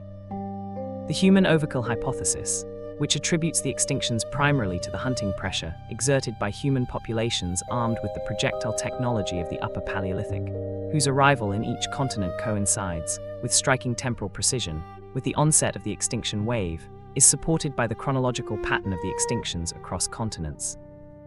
The order in which the extinctions occurred tracking the order of human arrival, with a consistency that climate change alone cannot explain. Fact 36. The glacial maximum ocean, a different sea. The oceans of the last glacial maximum were not merely lower, reduced in volume by the water locked in the continental ice sheets, and diminished in surface area by the exposure of the continental shelves, but fundamentally different in their physical properties, their circulation patterns, and their biological communities from the oceans of the modern world, their particular combination of lower temperatures, higher salinity, different patterns of deep water formation, and altered patterns of biological productivity, creating a marine environment whose character shaped the climate of the glacial world through its influence on the exchange of heat and carbon dioxide between the ocean and the atmosphere. The surface temperature of the glacial ocean, reconstructed from the fossil assemblages of marine microfossils preserved in deep-sea sediments, whose species compositions reflect the temperatures of the surface waters in which they lived, was on average approximately 3 to 4 degrees Celsius colder than the modern ocean, with the greatest cooling concentrated in the subtropical gyres and the least cooling, or even slight warming, in some tropical regions. The differential cooling creating circulation patterns that differed substantially from those of the modern ocean. The sea ice of the glacial ocean extended far beyond its modern limits, covering most of the North Atlantic north of approximately 45 degrees latitude in winter, the latitude of modern Bordeaux, and expanding the Southern Ocean sea ice to latitudes that are completely ice-free today. The highly reflective surface of the extended sea ice amplifying the cooling of the glacial climate through the ice albedo feedback in the same way that the continental ice sheets did over land. The biological productivity of the glacial ocean, whose response to the altered nutrient supply, the changed circulation patterns, and the reduced carbon dioxide concentrations of the glacial atmosphere, was different from the modern oceans in ways that are still being understood. The fertilization of the Southern Ocean by the increased dust deposition of the glacial period, potentially enhancing its biological pump and contributing to the drawdown of atmospheric carbon dioxide that characterizes every glacial maximum. Fact 37. Loess, the dust of the Ice Age. Loess, the fine-grained, wind-deposited sediment composed primarily of silt-sized particles of quartz, feldspar and clay minerals, whose pale yellow-brown color and whose particular mechanical properties, a high porosity and a tendency to stand in near-vertical faces when cut, make it immediately recognizable in the field, and whose distribution in a broad belt extending from China through Central Asia, across the European plain, and into the central United States, reflects the pattern of wind systems during the glacial periods that produced it, is the most extensive and the most agriculturally significant deposit of the ice ages, its accumulation over hundreds of thousands of years of glacial dust transport creating the deep,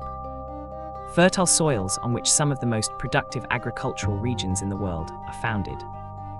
The Chinese Loess Plateau, covering approximately 440,000 square kilometers of northwestern China to depths of up to 300 meters, the thickest and the most continuous Loess deposit in the world, was formed by the transport of glacial outwash sediment from the Central Asian deserts and the dried margins of the glacial lakes by the intensified winter monsoon winds of the glacial periods. Its alternating layers of loess and the reddish fossil soils formed during interglacial warm periods, providing a continuous record of glacial interglacial oscillations, extending back approximately 2.6 million years, whose magnetic and geochemical properties confirm and extend the chronology established by the marine sediment and ice core records. The agricultural significance of loess soils, whose particular combination of fine texture, high mineral nutrient content, and the ability to retain moisture while draining freely, has made them among the most productive soils for cereal cultivation in the world, is a direct legacy of the ice ages, the wheat and maize and soybean fields of the North China Plain, the American Midwest, and the Ukrainian steppe growing in soils whose formation required hundreds of thousands of years of glacial dust transport, and whose fertility is, in a very direct sense, a gift from the cold world that produced them. Fact 38. The Flores hominin, Ice Age human diversity. The discovery of Homo floresiensis, the diminutive hominin species whose skeletal remains, found in the Liang Bua cave on the Indonesian island of Flores in 2003 by a joint Australian-Indonesian research team, revealed a human relative of approximately 1 meter in height and approximately 25 kilograms in weight, with a brain volume of approximately 400 cubic centimeters, comparable to that of a chimpanzee, who inhabited the island as recently as approximately 50,000 years ago, overlapping in time with the anatomically modern human populations, whose expansion through Southeast Asia was underway during the same period, transformed the understanding of the diversity of the hominin lineage in the late Pleistocene, and provided the most dramatic demonstration available of the role that island isolation and the specific ecological conditions of the Ice Age world played in shaping the evolution of the human family. The small size of Homo floresiensis, whose stature was approximately that of a modern 3-year-old child despite its adult skeletal maturity, is understood as an example of insular dwarfism, the evolutionary process by which large-bodied animals colonizing islands with limited food resources and reduced predation pressure evolve over successive generations towards smaller body size. The same process that produced the dwarf elephants of Flores and the other Mediterranean and Indonesian islands during the Pleistocene. The stone tools associated with Homo floresiensis, whose sophistication, including the evidence of fire use and possibly the hunting of the pygmy stegodon elephants that shared the island, indicates a behavioral complexity that the small brain volume alone would not have predicted, suggesting that the relationship between brain size and cognitive capacity in hominins is more complex than the simple proportionality that the earliest interpretations of the species assumed. Coexistence of Homo floresiensis with anatomically modern humans in the island environments of late Pleistocene Southeast Asia adds a further layer of complexity to the already intricate picture of human diversity in the late Ice Age world, in which at least 4 distinct hominin species, anatomically modern humans, Neanderthals, Denisovans, and Homo floresiensis, coexisted on the same planet for at least part of the period between 50,000 and 40,000 years ago. Fact 39. The 8.2 kiloyear event, the last great cold snap. The 8.2 kiloyear event, the abrupt cooling episode that struck the Northern Hemisphere approximately 8,200 years before the present, approximately 3,500 years after the end of the Younger Dryas, and well into the current interglacial. whose onset involved a temperature drop in the Greenland region of approximately 3 to 6 degrees Celsius within decades, and whose effects were felt across the Northern Hemisphere in a reduction of rainfall over the Middle East, a strengthening of the Asian monsoon, and a widespread disruption of the early Holocene climate that had supported the first agricultural communities of the Near East. Is the most significant abrupt climate event of the current interglacial, and the clearest demonstration that the relative climatic stability of the Holocene is not absolute, that the same mechanisms of abrupt change that produced the Younger Dryas and the Danskardischer events of the glacial period remain active in the interglacial world and can be triggered by perturbations of the ocean circulation that are, in the geological context of the ice ages, entirely routine. The mechanism of the 8.2 kiloyear event mirrors that of the Younger Dryas. The catastrophic drainage of the last remnants of glacial, Lake Agassiz and glacial Lake Ojibwe, the great proglacial lakes that had formed south of the retreating Laurentide ice sheet and that drained simultaneously into the North Atlantic when the ice dam separating them from Hudson Bay was finally breached, released an estimated 163,000 cubic kilometers of cold fresh water into the Labrador Sea in a pulse of perhaps a few years' duration, freshening the surface of the North Atlantic sufficiently to suppress the convective overturning of the Atlantic meridional overturning circulation and triggering the rapid cooling that the ice core and sediment records document. The duration of the event, approximately 150 to 200 years from onset to recovery, was brief enough to be invisible in the century resolution records of many paleoclimate archives, but long enough to have had substantial impacts on the early agricultural communities of the Near East, the Levant, and southeastern Europe. The drought conditions that accompanied the cooling in these regions, potentially contributing to the disruption and reorganization of the early Neolithic settlements, whose archaeological record shows evidence of abandonment and population displacement during the period corresponding to the 8.2 kiloyear event. Fact 40. The Ice Ages at 40. 40 facts into the history of the Ice Ages, and the story has grown to encompass the full breadth of the glacial world, from the frozen steppe where the woolly rhinoceros swept the snow from the grass with its great horn, to the deep caves where the artists pressed their ochre-stained hands against the wall, to the drowned coasts of Doggerland and the volcanic dust storms that built the loess soils of China and the Midwest. We have followed the giant ground sloth across the Americas and understood that its extinction left behind plants, the avocado, the large-seeded palms, still growing in a world whose ecological context no longer makes sense, their fruits adapted for animals that have been gone for 12,000 years. We have drilled into the Greenland ice sheet and read in the Danskardischer events the extraordinary volatility of the glacial climate, the sudden warmings of a dozen degrees in a decade that make the gradual warming of the current century look, in the paleoclimate context, almost sedate. We have met Homo floresiensis in the Liang Bua cave and understood that the human story of the Ice Age is not the story of a single species moving through a uniform landscape, but the story of multiple human lineages, each shaped by the specific conditions of the specific place and the specific time in which they evolved, coexisting in a world whose biological and climatic complexity we are only beginning to appreciate. We have watched the 8.2 kiloyear event strike the early farmers of the Near East and recognized that the agricultural civilizations from which all subsequent human civilization descends were not founded in a period of unbroken climatic stability, but in a world that the same mechanisms of abrupt change that had driven the Younger Dryas were still capable of disrupting at any moment. 60 facts remain. The ice has its own momentum. Rest now. This is Explore During Sleeping. Fact 41. The Columbian mammoth, America's own giant. The Columbian mammoth, Mammothus columbi, the largest of the North American mammoth species, whose body weight of approximately 10,000 kilograms and shoulder height of approximately 4 meters, made it the largest proboscidean of the Pleistocene Americas and one of the largest terrestrial mammals in the history of the continent, was not a cold-adapted tundra dweller like its woolly cousin of the Eurasian steppe, but an inhabitant of the warmer, more varied landscapes of the continental interior and the southern grasslands, its range extending from the southern edge of the Laurentide ice sheet in the north to Central America in the south, and from the Pacific coast to the Atlantic seaboard, in a distribution that encompassed the full ecological diversity of the North American continent below the glacial limit.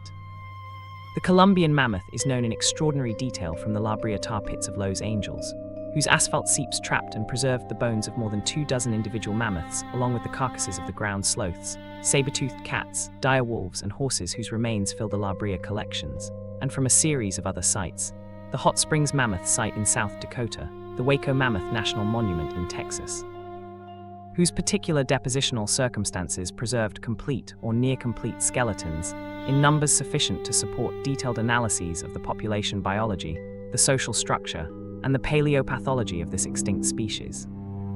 The relationship between the Columbian mammoth and the Clovis people, the earliest well-documented human culture of North America, whose distinctive fluted stone spear points appear in the archaeological record at approximately 13,000 years before the present, and whose kill sites, where the characteristic Clovis points are found in direct association with mammoth bones, provide the most unambiguous evidence of the human hunting of Ice Age megafauna in the archaeological record of the New World, is the central exhibit in the human overkill hypothesis for the North American megafauna extinction. The geographic and temporal coincidence between the spread of the Clovis culture and the disappearance of the mammoth and a dozen other large mammal genera being too precise to be comfortably explained by climate change alone. Fact 42. The Atlantic Meridional Overturning Circulation, the ocean's heat engine. The Atlantic Meridional Overturning Circulation, the system of ocean currents whose most visible surface expression is the Gulf Stream and its North Atlantic extension, which transports warm tropical water northward to the high latitudes of the North Atlantic and returns cold, dense water southward at depth in a conveyor belt of heat and salt, whose operation is responsible for the anomalously mild climate of northwestern Europe, making the British Isles, Scandinavia, and the coastal regions of Western Europe approximately 5 to 10 degrees Celsius warmer than they would be in the absence of the oceanic heat transport, is the single most important oceanographic feature for the climate of the Northern Hemisphere, and the one whose behavior during the ice ages most directly explains the pattern of abrupt climate change that the paleoclimate record documents with such alarming consistency. The driving force of the AMOC, as oceanographers abbreviate it, is the sinking of cold, salty water in the North Atlantic, particularly in the Labrador Sea and the Nordic Seas, whose high density relative to the surrounding water causes it to descend to the deep ocean and flow southward as North Atlantic deep water, pulling the surface current northward from the tropics to replace it, and maintaining the circulation's overturning character. The vulnerability of this system to freshwater input, demonstrated repeatedly in the paleoclimate record by the Younger Dryas, the Heinrich events, and the 8.2 kiloyear event, each of which involved the disruption or suppression of the AMOC by the addition of glacial meltwater to the North Atlantic, is the most consequential specific climate risk associated with the current melting of the Greenland ice sheet and the Arctic sea ice. The freshening of the North Atlantic surface by meltwater reducing the density of the water that drives the AMOC's overturning and potentially weakening or destabilizing the circulation in ways whose climate consequences, rapid cooling of northwestern Europe, shifting of the tropical rainfall belts, disruption of the monsoon systems, would be felt across the entire Northern Hemisphere and beyond. The observational record of the past century shows a measurable weakening of the AMOC that the current generation of climate models attributes partly to the ongoing freshening and warming of the North Atlantic, making the future behavior of this critical circulation system one of the most watched and the most debated questions in contemporary climate science. Fact 43. Ice Age Africa, the continent the cold transformed. The impact of the ice ages on the African continent, whose low-latitude positions spared it from the direct glaciation that covered the high latitudes of the Northern Hemisphere, but whose climate was nonetheless profoundly affected by the global temperature changes, the altered atmospheric circulation patterns, and the changed distribution of moisture that the glacial interglacial cycles imposed on the entire planetary climate system, was as transformative for the ecology and the human history of Africa as the growth of the ice sheets was for Europe and North America. The oscillation between the cold, dry conditions of the glacial maxima and the warm, wet conditions of the interglacials, repeatedly expanding and contracting the Sahara Desert, restructuring the African rainforest, and creating and destroying the refugia in which the biological and human diversity of the continent was shaped. During the glacial maxima, the Sahara expanded dramatically southward, advancing into the savannas and the woodlands of the Sahel and the Sudan, drying the Lake Chad basin, and reducing the vegetation cover of the southern Sahara to a near-lifeless sand sea that acted as a formidable barrier to the movement of people and animals between the northern and southern portions of the continent. The African humid periods, the intervals during which the summer insolation was enhanced by the precession of the equinoxes, and the intensified African monsoon penetrated deep into the Sahara, filling the now dry lake beds with water, sustaining grasslands and woodlands across the modern desert, and creating what geologists call the Green Sahara, represent the opposite extreme, the most recent major African humid period, the African humid period or Holocene wet phase.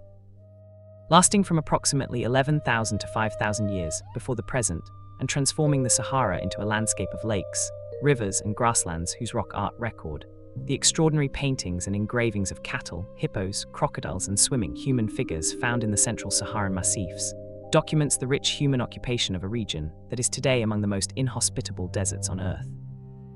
Fact 44. Frozen mammoths, messages from the permafrost. The frozen mammoth specimens preserved in the permafrost of Siberia and Alaska, the individual animals whose bodies were encased in the frozen ground at or shortly after their deaths, and whose tissues have been preserved in varying states of completeness by the cold for periods ranging from a few thousand to more than 40,000 years, are among the most scientifically valuable and the most emotionally affecting objects in the entire catalogue of Ice Age discoveries. Each one a specific individual whose specific life, specific death, and specific physical form the cold has preserved in a way that the bones alone can never approach, and whose analysis has provided information about the physiology, the diet, the health, the genetics, and the ecology of the woolly mammoth that would have been entirely inaccessible from the fossil record. The most famous of the frozen mammoths is probably the Beresovka mammoth, discovered in 1900 in Siberia and excavated by the Russian Academy of Sciences expedition that found the partially consumed carcass of an adult male preserved with its flesh, its skin, and its stomach contents, buttercups, sedges, and other glacial steppe plants that the animal had been eating at the time of its death, whose examination revealed that the mammoth had died suddenly. Its posture suggesting that it had fallen into a crevasse or a mud trap and been unable to free itself, and whose preservation was sufficiently complete to allow the preparation of a meal from the mammoth meat for the members of the expedition, a culinary experiment that the participants reportedly found unremarkable in quality. The recovery of ancient DNA from frozen mammoth specimens, culminating in the complete genome sequencing of several woolly mammoth individuals at various ages of preservation, has provided the genetic foundation for the ongoing scientific project to reconstruct the functional biology of the species, to compare its genome with those of its living Asian elephant relatives, and to identify the specific genetic variants in the genes governing cold tolerance, fat metabolism, hemoglobin function, and coat color that distinguish the woolly mammoth from its tropical relatives, and whose functional significance in the cold environment of the mammoth steppe has been investigated by expressing them in living cells and measuring their physiological effects. Fact 45. The Denisovans, the ghost people of the Ice Age. The Denisovans, the archaic human population known almost entirely from the ancient DNA, extracted from a handful of tiny bone fragments recovered from the Denisova cave in the Altai Mountains of Siberia, whose genetic distinctiveness from both anatomically modern humans and Neanderthals was established by the analysis of the ancient DNA recovered from a finger bone fragment in 2010 by the team of Svante Pääbo at the Max Planck Institute for Evolutionary Anthropology, are the most recently discovered member of the human family and the one whose existence was revealed entirely by genetic rather than morphological evidence. Their physical appearance almost entirely unknown from the fragmentary skeletal record available, and their geographic range, and their cultural achievements, accessible only through the indirect evidence of the genetic legacy they left in the genomes of the modern human populations with whom they interbred during the Ice Age. The Denisovan genome, reconstructed from the ancient DNA of the Denisova cave, fragments with a quality that in some respects exceeded that of the living human genome sequences available at the time of its publication, revealed a population that had separated from the Neanderthal lineage approximately 400,000 years ago, and that had interbred with anatomically modern humans at some point during the period of modern human expansion through Asia. The genetic legacy of this interbreeding surviving in the genomes of the modern populations of Melanesia, Aboriginal Australia, and parts of Southeast Asia, who carry approximately 4 to 6% Denisovan DNA, a higher proportion than the Neanderthal admixture in non-African modern humans, and one of the most striking demonstrations of the complex, interconnected history of the human family during the Ice Age. The most consequential specific Denisovan genetic contribution to modern human biology appears to be a variant of the EPAS1 gene, a gene involved in the regulation of the body's response to low oxygen levels, found at high frequency in the Tibetan population, whose particular form, inherited from Denisovan ancestors, allows Tibetans to live and work at altitudes where the oxygen concentration is so low that most human populations suffer severe altitude sickness. The Ice Age genetic legacy of an extinct human lineage providing the specific biological adaptation that made the human settlement of the Tibetan plateau possible. Fact 46. The Ice Age diet, eating in the cold. The diet of Ice Age human populations, reconstructed from the isotopic analysis of human bones that encodes the proportions of different food sources consumed during life. The plant and animal remains preserved in archaeological site deposits. The dental wear patterns and the dental calculus, whose microscopic analysis reveals the specific foods that passed between the teeth of specific individuals. And the residues preserved on the surfaces of stone tools, whose examination identifies the specific animal species that were butchered with them, was not the simple, monotonous meat diet that the popular image of the Ice Age cave person implies, but a varied, seasonally structured, and ecologically sophisticated foraging strategy, whose particular character reflected the specific resources of the specific landscape in each region and season. Adapted through cultural transmission and individual learning to the specific demands of the glacial environment in ways that reveal a behavioral flexibility and a nutritional intelligence considerably more sophisticated than the stereotype suggests.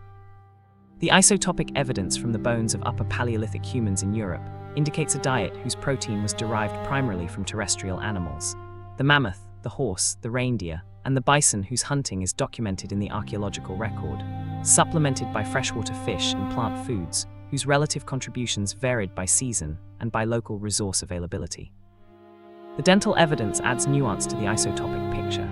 The calculus, the mineralized dental plaque preserved on the teeth of archaeological individuals, has yielded, through microscopic and genetic analysis, identifications of specific plant species consumed, specific starchy foods processed, and specific medicinal plants chewed, demonstrating a dietary breadth that extended well beyond the large game whose bones dominate the faunal assemblages of European Ice Age sites. The cooking technology of the Upper Paleolithic, the use of earth ovens, the roasting of meat on open fires, and possibly the boiling of food in skin or bark containers using fire-heated stones, transformed the nutritional availability of many foods and allowed the processing of plant storage organs and marrow-rich bones, whose nutritional content the unprocessed raw material would not have made accessible, expanding the effective dietary range of the Ice Age human community beyond what the raw food alone could have sustained. Fact 47. Glacial erratics, the stones that proved the ice.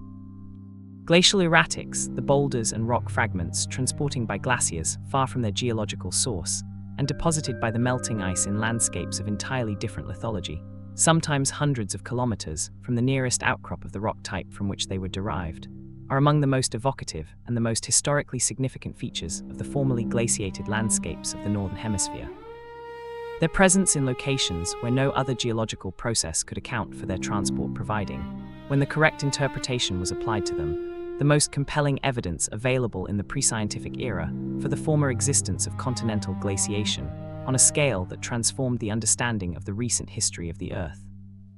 The most famous erratic in the world is probably the Pierre Abbot near Neuchâtel in Switzerland, the large granite boulder whose granite lithology is foreign to the limestone landscape of the Jura Mountains in which it rests, which Louis Agassiz used as one of his central exhibits in his argument for the former existence of a great Ice Age glacier covering the Swiss lowlands, and whose particular combination of enormous size, obvious foreignness to its surroundings,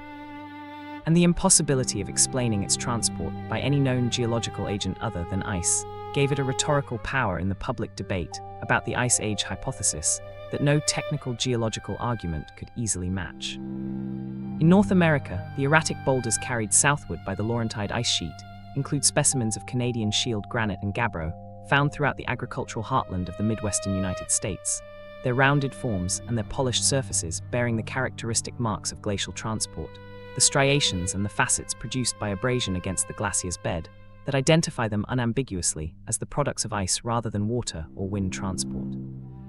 The largest erratic in the world is the Okotoks erratic in Alberta, Canada,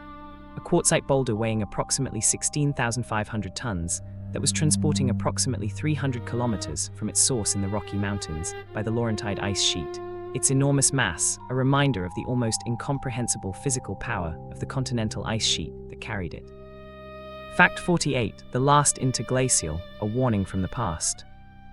The last interglacial, the warm period that preceded the last glacial cycle, lasting from approximately 130,000 to 115,000 years before the present and corresponding to the marine isotope stage 5E of the deep-sea sediment record, is the most studied of the previous interglacial periods and the one whose particular relevance to the present day has driven the most intensive research effort. Because the last interglacial was warmer than the current one, global average temperatures were approximately 1 to 2 degrees Celsius higher than those of the pre-industrial Holocene. And the global sea level was approximately 6 to 9 meters higher than today, a sea level elevation achieved without any human forcing of the climate, and driven entirely by the natural orbital configuration of the Milankovitch cycles, whose implications for the sea level commitment of the current warming are both scientifically important and profoundly sobering. The source of the elevated sea level during the last interglacial is understood in broad outline. The Greenland ice sheet was substantially smaller than today, contributing approximately 1 to 2 meters to the sea level elevation, and the West Antarctic ice sheet was partially collapsed, contributing an additional 2 to 4 meters, the remainder coming from the thermal expansion of the warmer ocean water and the melting of mountain glaciers worldwide. The reconstruction of the last interglacial climate, from the ice cores of Greenland and Antarctica, from the coral reefs whose elevated positions mark the former coastlines of the warmer world, from the cave deposits and the lake sediments and the fossil assemblages that record the distribution of species in a climate warmer than the present, has provided the most direct empirical analog available for the world that the current trajectory of greenhouse gas emissions is producing. Its particular combination of the elevated temperatures, the reduced ice sheet volumes, and the higher sea levels constituting a physical demonstration that the climate system's response to warming of the magnitude currently underway includes sea level changes of a scale whose implications for the inhabited coastlines of the modern world are among the most consequential of all the projected consequences of climate change. Fact 49. The Patagonian Ice Age, glaciers at the end of the world. The glaciation of Patagonia, the southernmost region of South America, whose particular combination of the latitudinal position between approximately 40 and 55 degrees south, the proximity of the Andes mountain chain, whose altitudinal range provides the elevation necessary for glacier formation at these latitudes, and the prevailing westerly winds that carry the moisture from the South Pacific onto the Andean slopes in quantities sufficient to sustain one of the most extensively glaciated mountain ranges outside the polar regions, was, during the last glacial maximum, as spectacular and as geomorphologically active as any glaciation in the Northern Hemisphere. The Patagonian ice sheet, covering approximately 480,000 square kilometers of the southern Andes and the adjacent lowlands and extending tongues of outlet glacier, down to sea level on both the Pacific and the Atlantic sides of the mountain range, in a configuration that produced the fjord-carved landscape of the Chilean coast and the morainic plains of the Argentine steppe. The Patagonian ice sheet, at its last glacial maximum extent, was the largest temperate glacier in the southern hemisphere outside Antarctica. Its particular character, a warm-based, wet ice sheet whose rapid flow velocities and whose extensive carving margins gave it a dynamic character very different from the cold-based polar ice sheets, making it one of the most sensitive indicators of the southern hemisphere climate of the glacial period and one of the most rapidly responding components of the ice system during the subsequent deglaciation.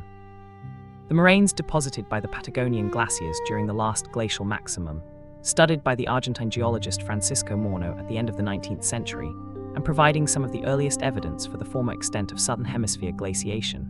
extend far into the lowlands east of the Andes in a series of concentric arcs that record the successive positions of the glacier margin during the advance to its maximum and the subsequent retreat.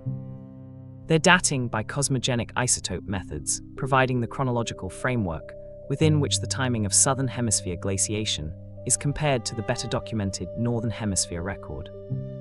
Fact 50. The Ice Ages at 50. 50 facts into the history of the Ice Ages, the exact midpoint of a journey that began in the frozen silence of the snowball Earth and has traveled through the mammoth steppe and the cave paintings and the drowned coastlines and the genetic ghosts of the Denisovans to arrive here, at the center of the story, where the cold and the warm, the geological and the human, the past and the present all converge.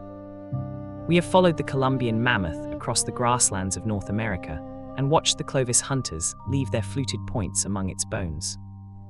We have traced the Atlantic meridional overturning circulation from the Gulf Stream to the deep Atlantic and understood that the mild climate of northwestern Europe is not a natural permanent condition, but the product of a specific ocean current whose history of disruption by glacial meltwater is the most direct warning available about the potential consequences of the current warming of the North Atlantic. We have walked the green Sahara with the cattle herders, whose rock art covers the walls of the central Saharan massifs, and understood that the desert is not the permanent condition of Africa's north but a climatic phase, no more permanent than the ice sheets of the north. We have sat with the frozen mammoths in the permafrost and read in their preserved stomach contents the last meal of a world that ended 12,000 years ago. We have met the Denisovans in the fragments of a finger bone from a Siberian cave and recognized in the EPAS1 gene of the Tibetan people the living biological legacy of an Ice Age human lineage whose entire existence we learned about from a piece of bone smaller than a fingernail. 50 facts remain. The story turns now toward the deeper questions, the mechanisms, the mysteries, and the urgent contemporary relevance of the world of ice that made us. Rest now in the cold and the quiet. This is explored during sleeping. Fact 51. The dire wolf, America's apex predator. The dire wolf, Enoceanodurus, the largest canid species in the evolutionary history of the dog family, whose body weight of approximately 68 kilograms, and whose particularly robust skull and dentition, the teeth and the jaw muscles proportionally larger and more powerful than those of any living wolf species, equipped it as a specialized bone-crushing predator of the large herbivores of the Pleistocene Americas, and whose extinction at the end of the last glacial maximum, approximately 9,500 years, before the present removed from the North American landscape, the most abundant and the most ecologically influential large carnivore of the Pleistocene, is known from a specimen record of extraordinary richness, the La Brea tar pits having yielded the remains of more than 4,000 individual dire wolves, making it the most represented large carnivore in the entire Pleistocene fossil record of North America, and allowing reconstructions of its population biology, its social behavior, and its paleopathology of exceptional detail and confidence. The abundance of dire wolf remains at La Brea, where they significantly outnumber the remains of the sabre-toothed cat Smilodon with which they shared the site, reflects a behavioral pattern consistent with pack hunting and with the attraction of large carnivore groups to the carcasses of animals trapped in the asphalt. The tar pits, functioning as a lethal trap that killed herbivores, attracted the carnivores and scavengers that fed on them, and then killed those as well. Accumulating over tens of thousands of years, the extraordinary density of fossil material that makes La Brea the most productive Pleistocene fossil site in the world. The recent ancient DNA analysis of dire wolf specimens, published in 2021, and revealing that the dire wolf was not, as had been assumed, a close relative of the grey wolf, but an independent evolutionary lineage that had been isolated in the Americas for approximately 5.7 million years, diverging from the ancestors of modern wolves and dogs before the genus Canis had evolved, overturned a century of taxonomic assumption and established the dire wolf as one of the most distinctive and the most deeply diverged members of the dog family, its superficial similarity to the grey wolf, the product of convergent evolution in similar ecological roles rather than close common ancestry. Fact 52. The mammoth revival. Can we bring back the Ice Age? The project to revive the woolly mammoth, or more precisely, to create a cold-adapted elephant whose genome incorporates the key functional genes of the woolly mammoth, producing an animal capable of surviving and thriving in the Arctic tundra environments where the mammoth once lived, is the most ambitious and the most consequential application of ancient DNA technology and genetic engineering to the conservation and the restoration of lost biodiversity, its scientific feasibility having been transformed in the past decade by the convergence of the complete sequencing of the woolly mammoth genome. The development of the CRISPR-Cas9 gene editing technology that allows precise modification of the genome of living cells, and the rapid advance of artificial reproductive technologies that make the creation of genetically modified large mammals a practical if still formidable undertaking. The scientific case for mammoth revival, made most publicly by the geneticist George Church of Harvard University and the company Colossal Biosciences, founded in 2021 to pursue the project, rests on two complementary arguments. The ecological argument that the reintroduction of a mammoth-like animal to the Arctic tundra would restore the ecological functions of the megaherbivore that the mammoth performed in the mammoth steppe ecosystem, particularly the compaction of the snow cover and the exposure of the frozen ground to the winter cold that the trampling of large herds maintains, a process that some ecologists argue could slow the thaw of the permafrost and the release of its stored carbon. And the conservation argument that the techniques developed for mammoth revival will be directly applicable to the conservation of endangered elephant species, and potentially to the revival of other recently extinct species whose genomes can be recovered from preserved museum specimens or permafrost-preserved remains. The ethical and ecological objections to the project are substantial. The creation of a novel organism with an unprecedented genetic makeup for release into a rapidly changing Arctic ecosystem raises questions about unintended ecological consequences, about the welfare of the animals themselves, and about the allocation of scientific and financial resources in a period of acute biodiversity crisis, whose primary challenge is the prevention of extinctions rather than the reversal of those already completed. Fact 53. Alpine glaciers, mountains of moving ice. The Alpine glaciers, the valley glaciers, cirque glaciers, and ice fields that form in the mountain ranges of every continent where the elevation is sufficient to sustain permanent snow accumulation, and whose advance and retreat over the glacial and interglacial cycles of the Quaternary has carved the dramatic high mountain landscapes of the Alps, the Rockies, the Andes, the Himalayas, the New Zealand Alps, and every other major mountain range in the world, are the most widely distributed and the most accessible expression of the glacial world to the human populations that have lived in the vicinity of mountain ranges throughout the Holocene. Their visible presence in the high valleys providing the earliest observations that eventually led to the development of the theory of ice ages, and their current rapid retreat providing the most immediately visible and the most broadly experienced evidence of the ongoing warming of the global climate. The landscape that alpine glaciation produces, the cirque, the U-shaped valley, the Ariat, the Horn, the Hanging Valley, and the Tarn, is the direct expression of the specific mechanics of glacial erosion, each feature the product of a different aspect of the interaction between the moving ice and the bedrock it traverses. The cirque, the bowl-shaped depression at the head of a glacial valley, carved by the rotational movement of the ice that accumulates there, and whose steep backwall and relatively flat floor are the signature of the freeze-thaw quarrying process by which the glacier plucks blocks from the headwall, is the fundamental building block of the alpine glacial landscape. Multiple cirques cutting back into a mountain mass from different sides, producing the knife-edge ridge of the Ariat and the pyramidal peak of the Horn. The most extreme expression of which is the Matterhorn on the Swiss-Italian border, whose four-faced symmetry is the product of four cirque glaciers that have been cutting backward into the mountain from four sides for the duration of the Quaternary glaciations.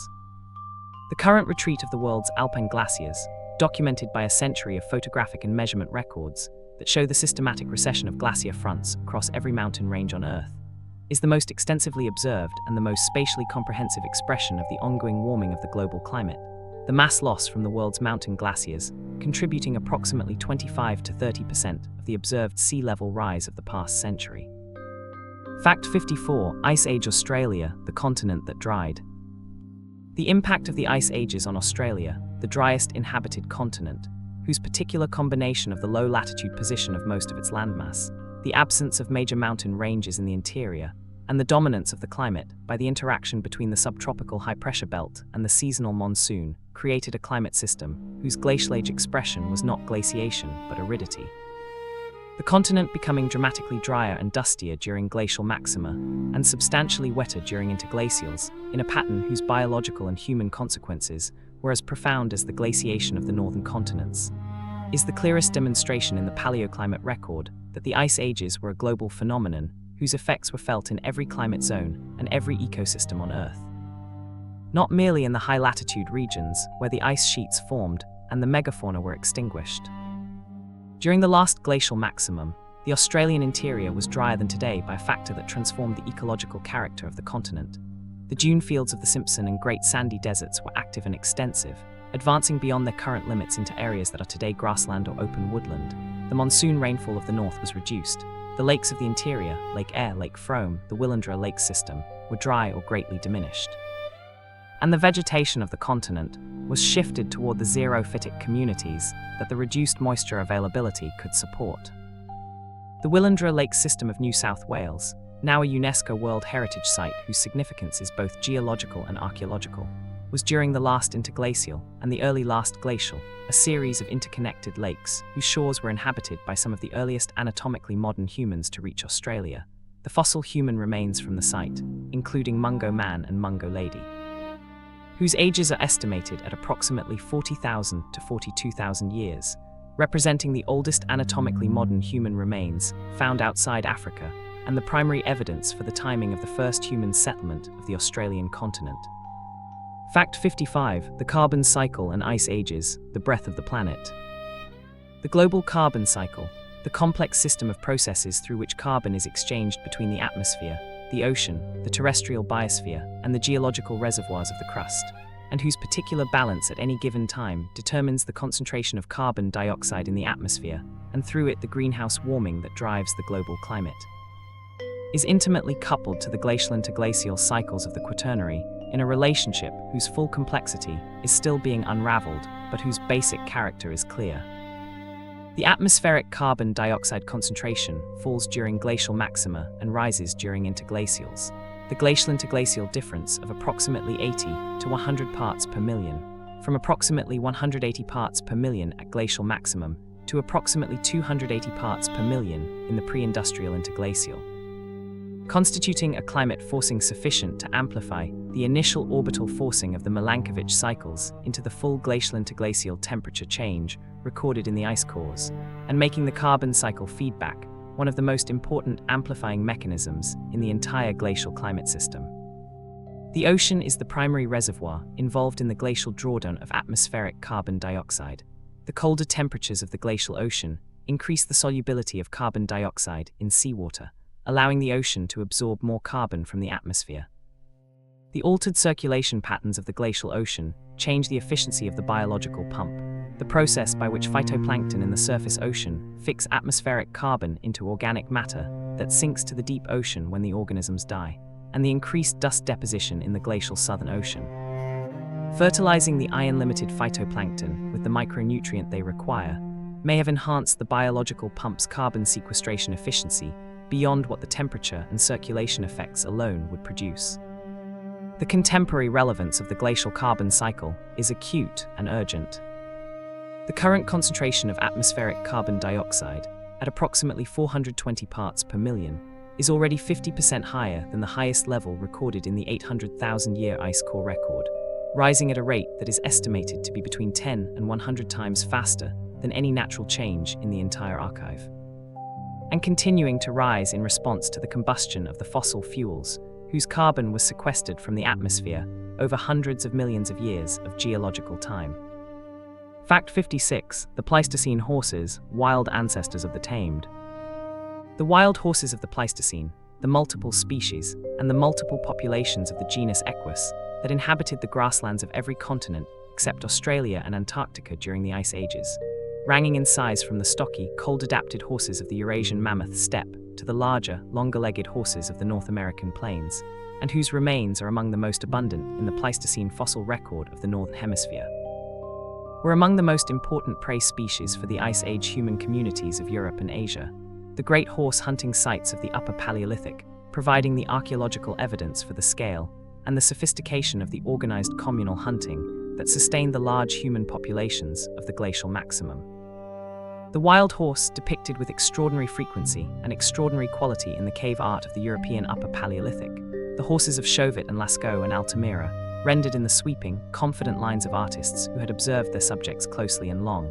occupied a central place in the imaginative and the ritual life of the Ice Age human community that the abundance of its depictions in the archaeological record makes clear.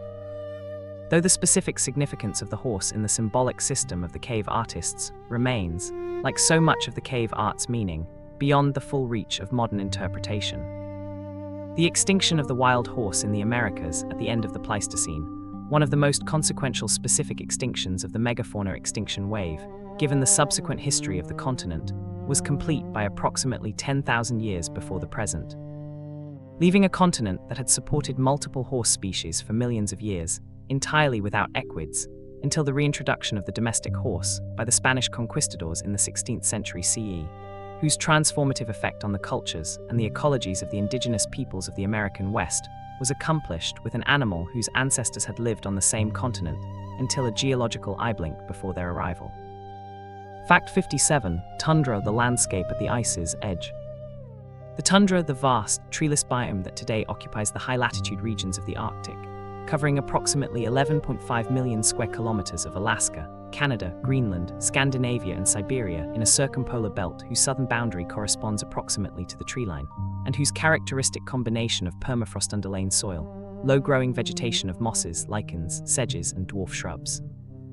and the extreme seasonality of temperature and light that the high-latitude position imposes, was, during the glacial maxima of the Quaternary, not the dominant vegetation type of the high latitudes, but a relatively restricted community, confined to the narrow periglacial zones between the ice sheet margins and the cold steppe grassland of the Mammoth steppe that covered the bulk of the unglaciated northern landscape. The transformation of the Mammoth steppe into the modern tundra, driven by the combination of the warming and moistening of the post-glacial climate and the extinction of the megafauna whose grazing and trampling had maintained the open, dry grassland character of the steppe, is one of the most consequential ecological transitions of the Quaternary, replacing the most productive cold-climate terrestrial ecosystem with one of the least productive, reducing the carbon storage capacity of the high-latitude soils, and fundamentally altering the energy balance of the Arctic surface in ways whose feedbacks on the regional and global climate are still being worked out. The contemporary tundra is changing more rapidly than almost any other biome on Earth in response to the accelerating warming of the Arctic, the shrubbification of the tundra, the expansion of shrub vegetation at the expense of the moss and lichen communities, advancing the treeline northward, thawing the permafrost, and altering the surface albedo in ways that amplify the Arctic warming through the same ice albedo feedback that drives the glacial into glacial cycles on the longer Milankovitch timescale. Fact 58. The Ice Age Mediterranean, a smaller sea. The Mediterranean Sea during the last glacial maximum, reduced in area by the lowering of global sea level, cut off more completely from the Atlantic inflow through the shallower and narrower Strait of Gibraltar, and experiencing temperatures as much as 5 to 6 degrees Celsius colder than today across its surface, was a fundamentally different body of water from the modern Mediterranean, its altered physical properties supporting different circulation patterns, different biological communities, and a different relationship to the climate of the surrounding lands, whose human and ecological history the glacial Mediterranean shaped in ways whose influence extended from the refugial survival of temperate forest species in the Mediterranean peninsulas to the character of the human communities whose Paleolithic remains are found in the caves and the rock shelters of the Mediterranean coast. The reduced sea level of the glacial Mediterranean exposed as dry land the continental shelves that today form the relatively shallow platform around the coast, connecting Sicily to Tunisia across a land bridge whose narrowness at its minimum, approximately 140 kilometers of dry land and shallow water, was nevertheless sufficient to influence the movement of fauna between Africa and Europe during the periods of lowest sea level. And exposing the Adriatic Sea's shallow northern basin as a broad plain, connecting the Italian peninsula to the Balkans across what is today open water. The refugial significance of the Mediterranean peninsulas for the biological diversity of Europe during the glacial maxima, the role of Iberia, Italy, and the Balkans as the sanctuaries in which the temperate species of the European flora and fauna survived the cold of the glacial climate, and from which the recolonization of the deglaciated European landscape was accomplished, is the most important ecological contribution of the Mediterranean geography to the biological history of the continent, the specific species compositions, and the genetic structures of the modern European flora and fauna, still bearing the imprint of the Ice Age refugial history, in patterns that the paleobotanical and population genetic records make legible to those who know how to read them. Fact 59. Glacial lakes, water held by ice. The proglacial lakes, the bodies of fresh water that formed along the margins of the retreating ice sheets during the deglaciation, impounded between the receding ice and the moraines, or the topographic barriers that prevented their drainage, and whose catastrophic emptying when those barriers were breached, produced some of the most dramatic geomorphological events and the most consequential abrupt climate changes in the entire record of the last deglaciation, were among the most dynamic and the most geologically active features of the deglacial landscape, their formation, growth, and catastrophic drainage constituting a cycle of hydrological events whose consequences for the topography of the formerly glaciated regions of North America and Eurasia are visible in every glaciated landscape that retains the record of their passage.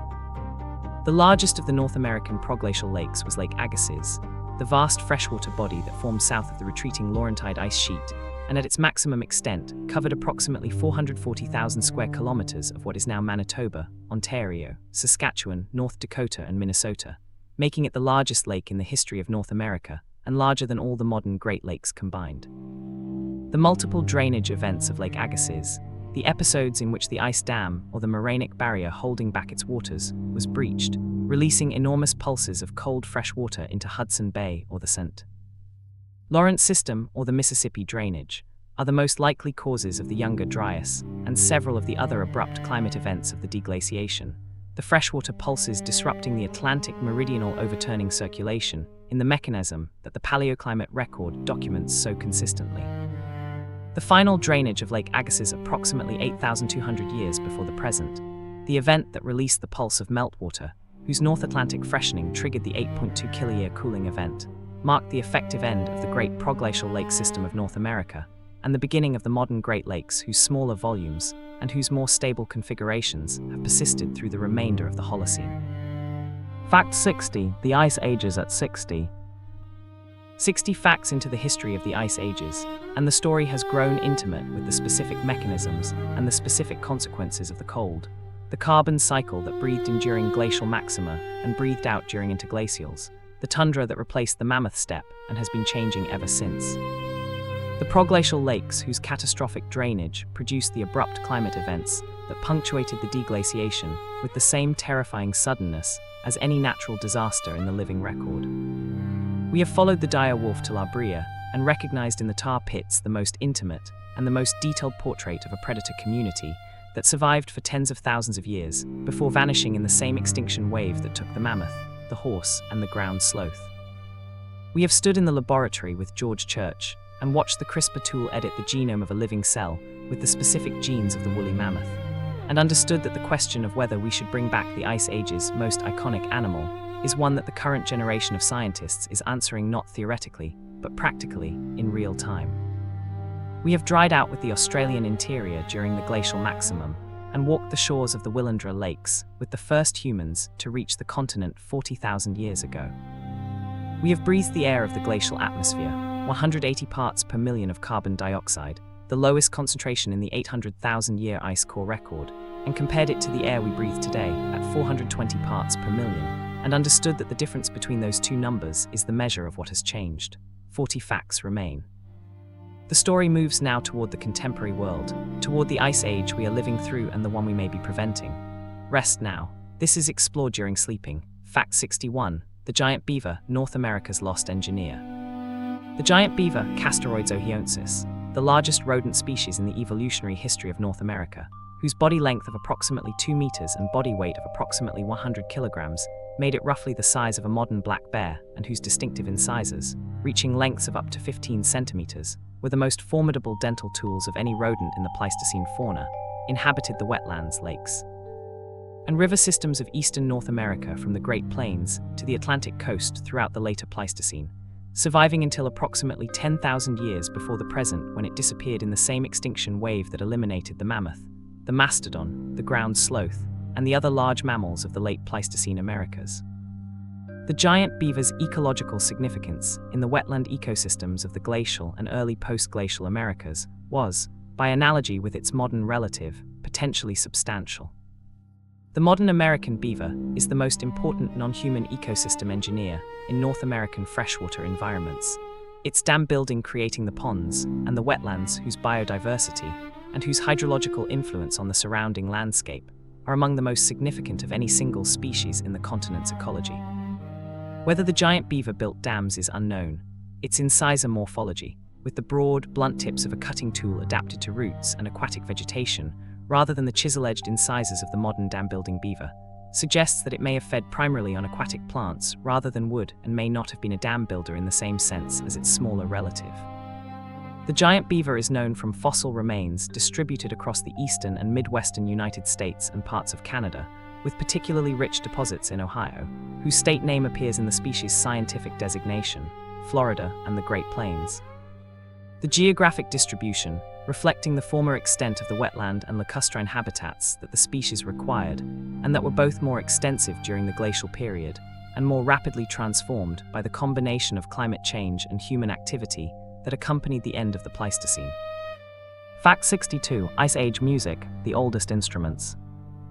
The musical instruments of the European Upper Paleolithic, the flutes carved from the bones of birds, and from the ivory of mammoths by the anatomically modern humans of Ice Age Europe between approximately 40,000 and 30,000 years before the present,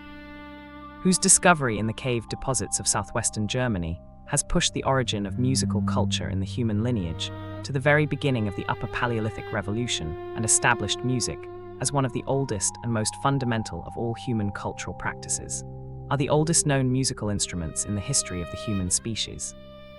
Their existence demonstrating that the cognitive and the cultural capacity for musical expression was present from the very beginning of the anatomically modern human occupation of Europe, and was not a late development in the sequence of cultural innovations whose accumulation constitutes the Upper Paleolithic. The oldest known instruments are the flutes found in the Hohle Fels and Vogelherd caves in the Swabian Jura of southwestern Germany, the most complete of them carved from the radius bone of a griffon vulture, and preserving 5 finger holes whose spacing, carefully calculated by the archaeologist Nicholas Kennard, produces a pentatonic scale whose musical properties are sufficient to play the melodies of many traditional folk songs from multiple cultural traditions.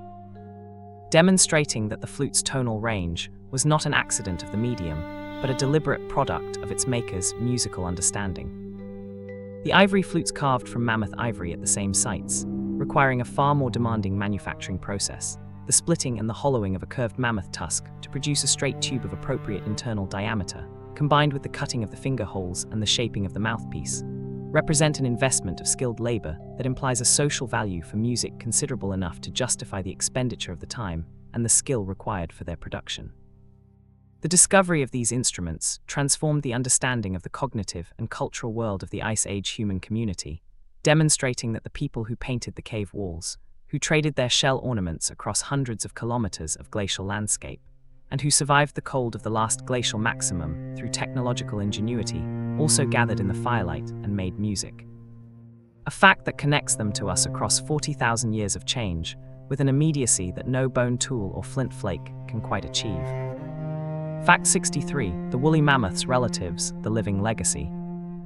The surviving relatives of the woolly mammoth, the Asian elephant, Elephas maximus, and the African elephants, Loxodonta africana and Loxodonta cyclotes, the 3 living species of the order Proboscidea, whose shared evolutionary history with the extinct mammoths and mastodons traces back approximately 6 million years to the common ancestor from which the entire surviving and extinct diversity of the elephant lineage descends, carry in their biology and their behavior the most direct living connection to the world of the Ice Age megafauna, their particular combination of the large body size, the complex social organization, the exceptional cognitive capacity,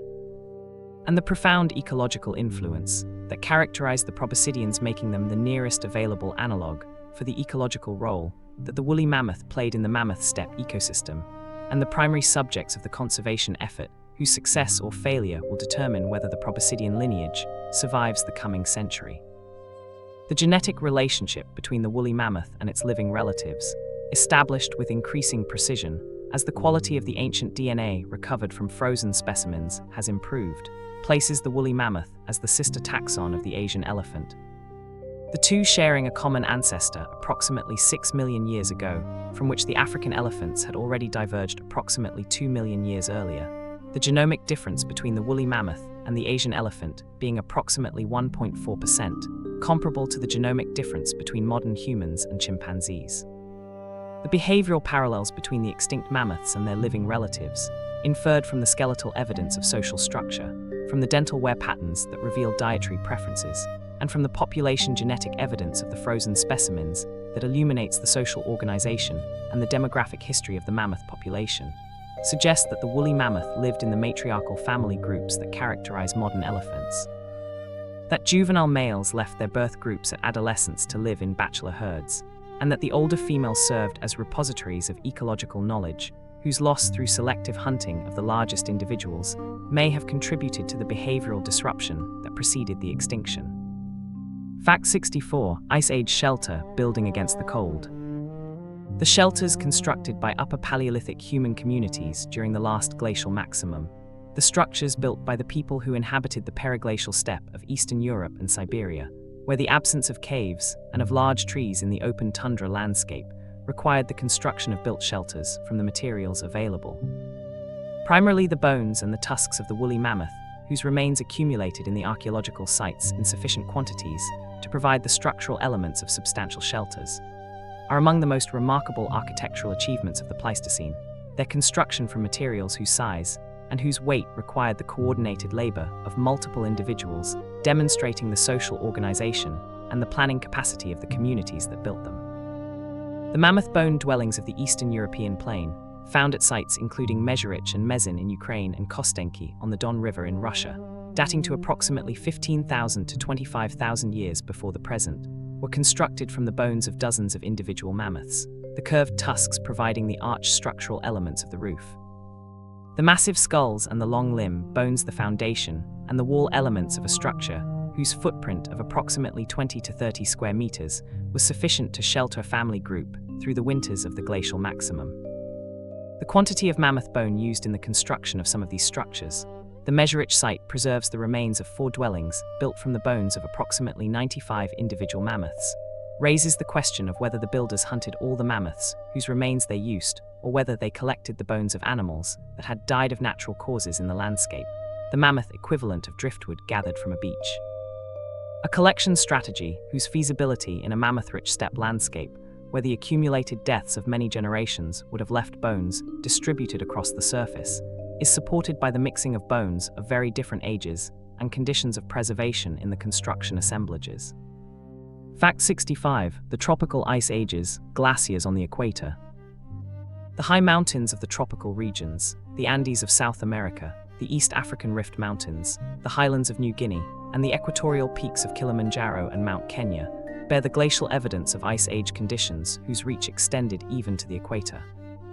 Their current glaciers and the moraines and polished bedrock surfaces, left by their former greater extent, providing the most direct evidence that the global cooling of the glacial periods was not confined to the high-latitude regions where the ice sheets formed, but affected the entire planetary climate system, reaching even the equatorial zone in the form of cooler temperatures, lower snowlines, and the glaciation of mountain summits that today are too warm for permanent ice at their latitude.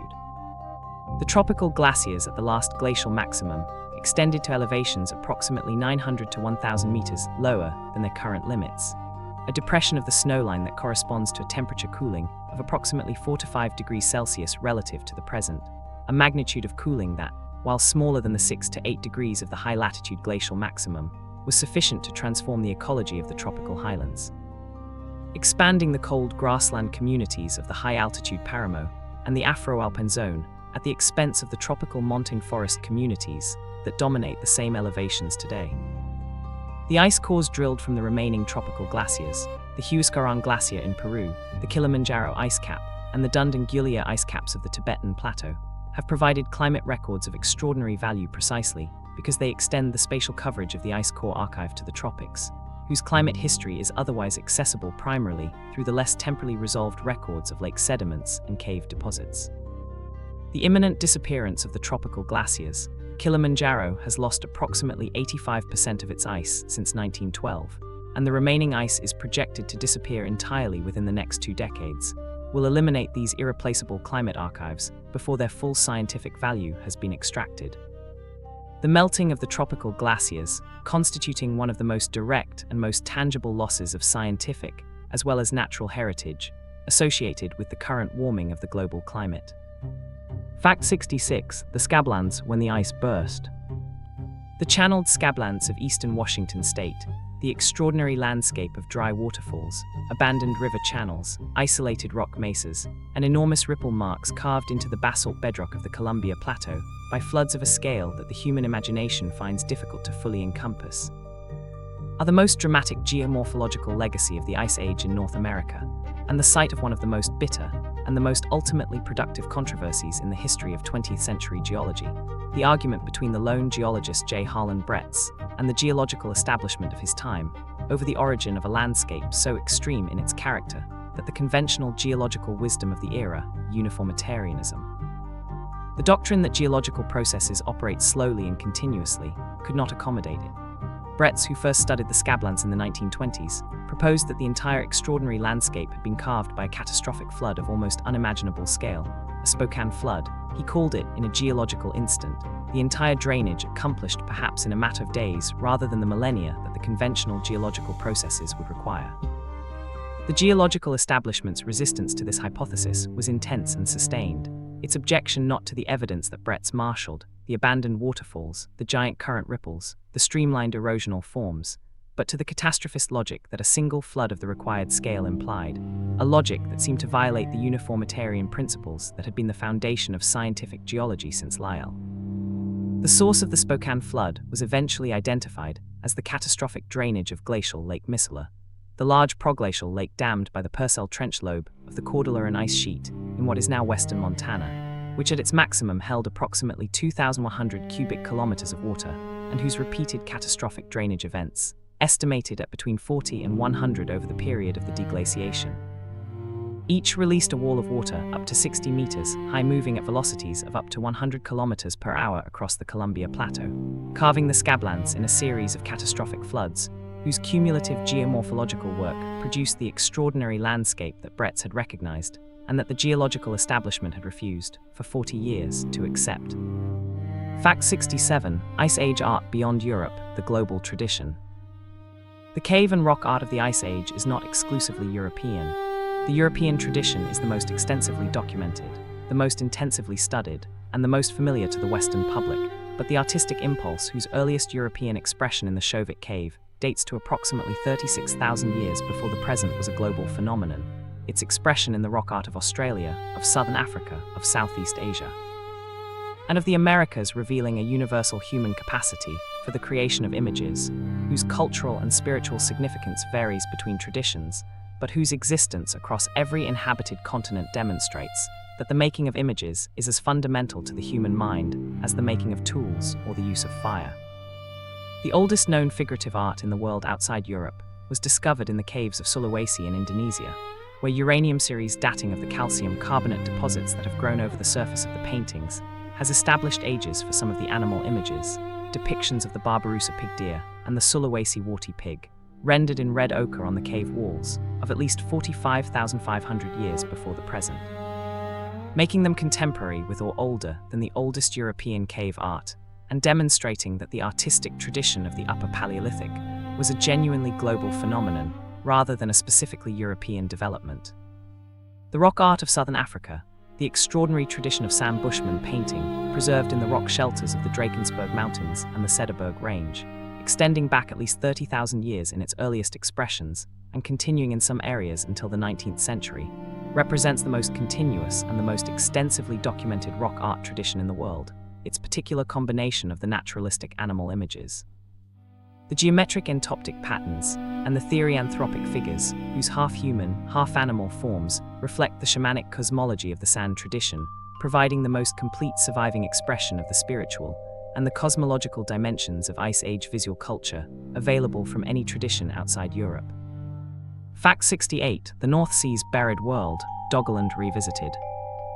The systematic archaeological investigation of the submerged landscapes of the North Sea, the project to recover from the drowned plains of Doggerland the material record of the Mesolithic communities, whose world was progressively swallowed by the rising seas of the early Holocene deglaciation, using the offshore seismic survey data of the oil and gas industry, the artifacts recovered by fishing trawlers working the shallow banks, and the increasingly sophisticated underwater archaeological survey techniques developed for the investigation of submerged heritage, represents the most ambitious and the most intellectually consequential application of the Ice Age sea level record to the recovery of the human past. Its objective, the reconstruction of an entire lost civilization, whose existence had been known from scattered trawler finds since the 19th century, but whose systematic documentation is a product of the past 2 decades of technical and methodological development.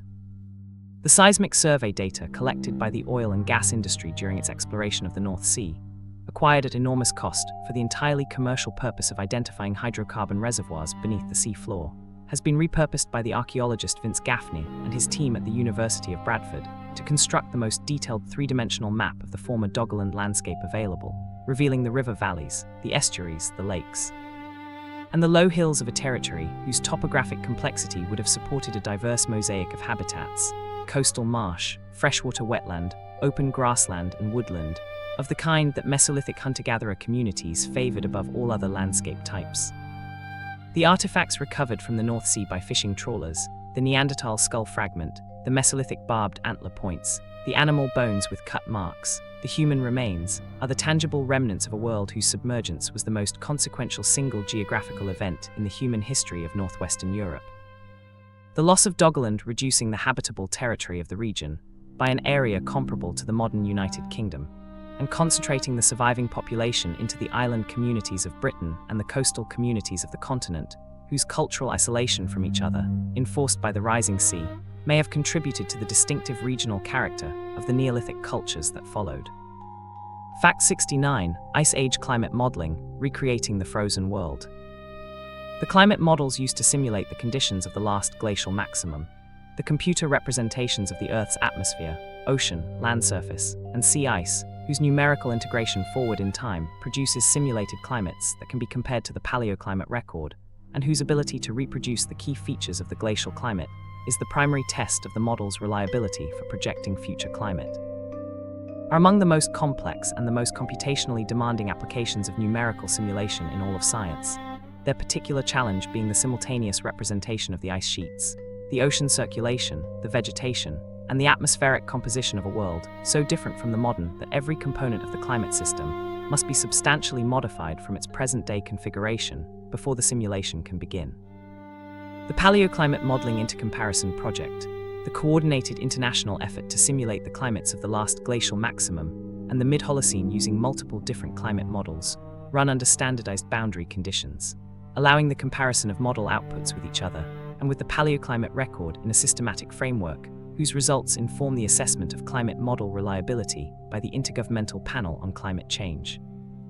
has demonstrated that the current generation of climate models successfully reproduces the major features of the glacial climate: the cooling of the tropical ocean, the expansion of the sea ice, the enhanced aridity of the continental interiors, and the changes in the distribution of tropical rainfall. The comparison between the model simulations and the paleoclimate record is not merely a test of the model's historical performance, but a calibration of their sensitivity to greenhouse gas forcing. Models that successfully reproduce the magnitude of the glacial cooling from the reduced carbon dioxide concentrations of the glacial atmosphere are constrained in the range of their projected warming from the elevated carbon dioxide concentrations of the industrial era, the paleoclimate record thereby providing an empirical constraint on the climate sensitivity, the equilibrium warming produced by a doubling of atmospheric carbon dioxide. That complements and in some respects outweighs the constraints available from the shorter instrumental record of the past century. Fact 70. The Ice Ages at 70. 70 facts into the history of the ice ages, and the story has arrived at the intersection of the deep past and the urgent present, where the ice cores of Antarctica speak directly to the atmosphere we are currently breathing, and the climate models that simulate the last glacial maximum are the same models that project the warming of the coming century. We have listened to the flutes of whole fells and understood that the people of the Ice Age were not merely surviving, but creating, making music in the firelight of a glacial winter 40,000 years ago. The pentatonic scale of their bone flutes as capable of carrying a melody across the darkness as any instrument that came after. We have followed the Spokane flood across the channeled scablands with J. Harlan Bretz and appreciated the particular courage of the scientist who maintains, against the weight of institutional consensus, the hypothesis that the evidence demands rather than the one that the prevailing theory permits. We have stood on the Sulawesi cave wall and touched the painted warty pig, older than the oldest European cave art, and understood that the making of images is not a cultural innovation, but a biological one, as native to the modern human mind as language. We have compared the 180 parts per million of the glacial atmosphere to the 420 parts per million of today, and recognized in the distance between those two numbers the measure of what the current generation of human beings has accomplished in the geological eye blink of the industrial era.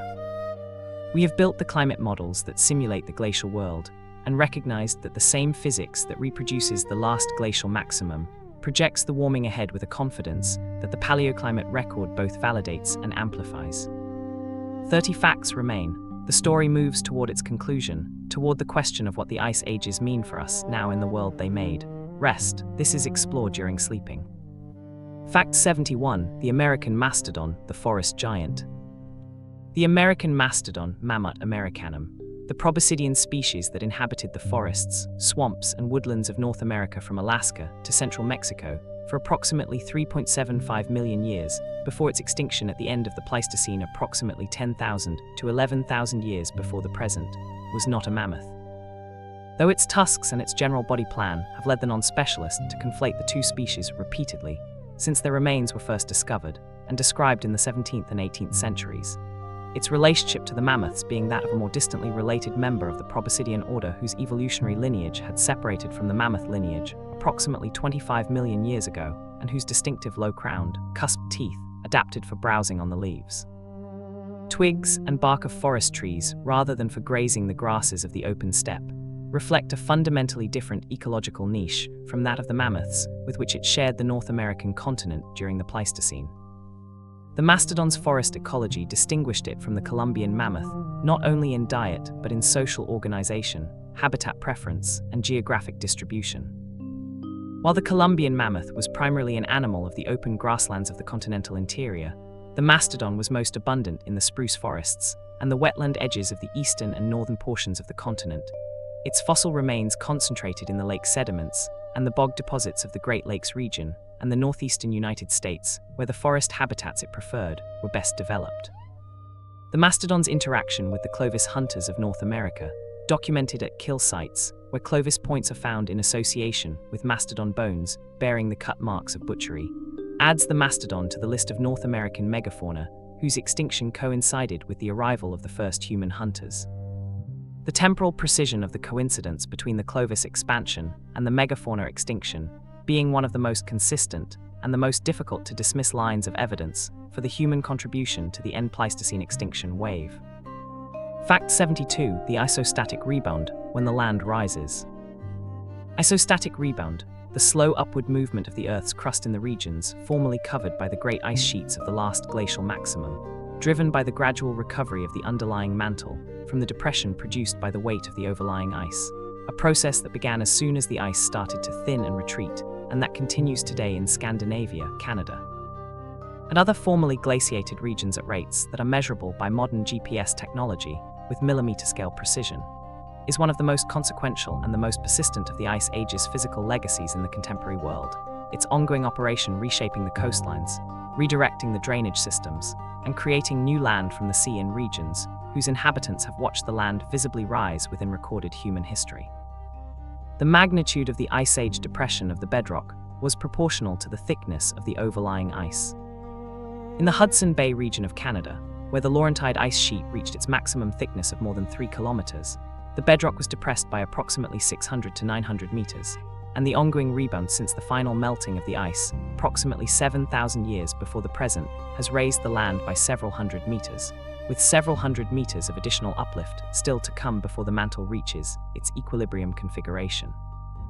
The contemporary rate of isostatic rebound in Scandinavia, where the land is rising at rates of up to 8 to 10 millimeters per year in the Gulf of Bothnia region, the center of the former Fennoscandian ice sheet, is sufficiently rapid to have been noticed and recorded by human observers throughout the historical period. The ancient fishing harbors of the Swedish Baltic coast now sitting meters above the modern shoreline, and the shallow waters of the Gulf of Bothnia gradually becoming shallower as the rebounding land rises faster than the sea level rise driven by the current warming. The interaction between isostatic rebound and the sea level rise driven by the current melting of the Greenland and Antarctic ice sheets is creating a complex and geographically variable pattern of relative sea level change around the world, with some formerly glaciated regions experiencing net land emergence despite the globally rising ocean, while low-lying coastal regions far from the former ice sheets face the full exposure to the rising sea unmitigated by any compensating land uplift. Fact 73. The Cave of Altamira, where Ice Age art was discovered. The Cave of Altamira, located in the Limestone Hills, near the village of Santillana del Mar on the coast of Cantabria in northern Spain, discovered in 1868 by the amateur archaeologist Modesto Cubillas, and subsequently investigated by the landowner Marcelino Sanz de Sortuola, whose 9-year-old daughter Maria is credited with the discovery of the painted ceiling of the main chamber in 1879.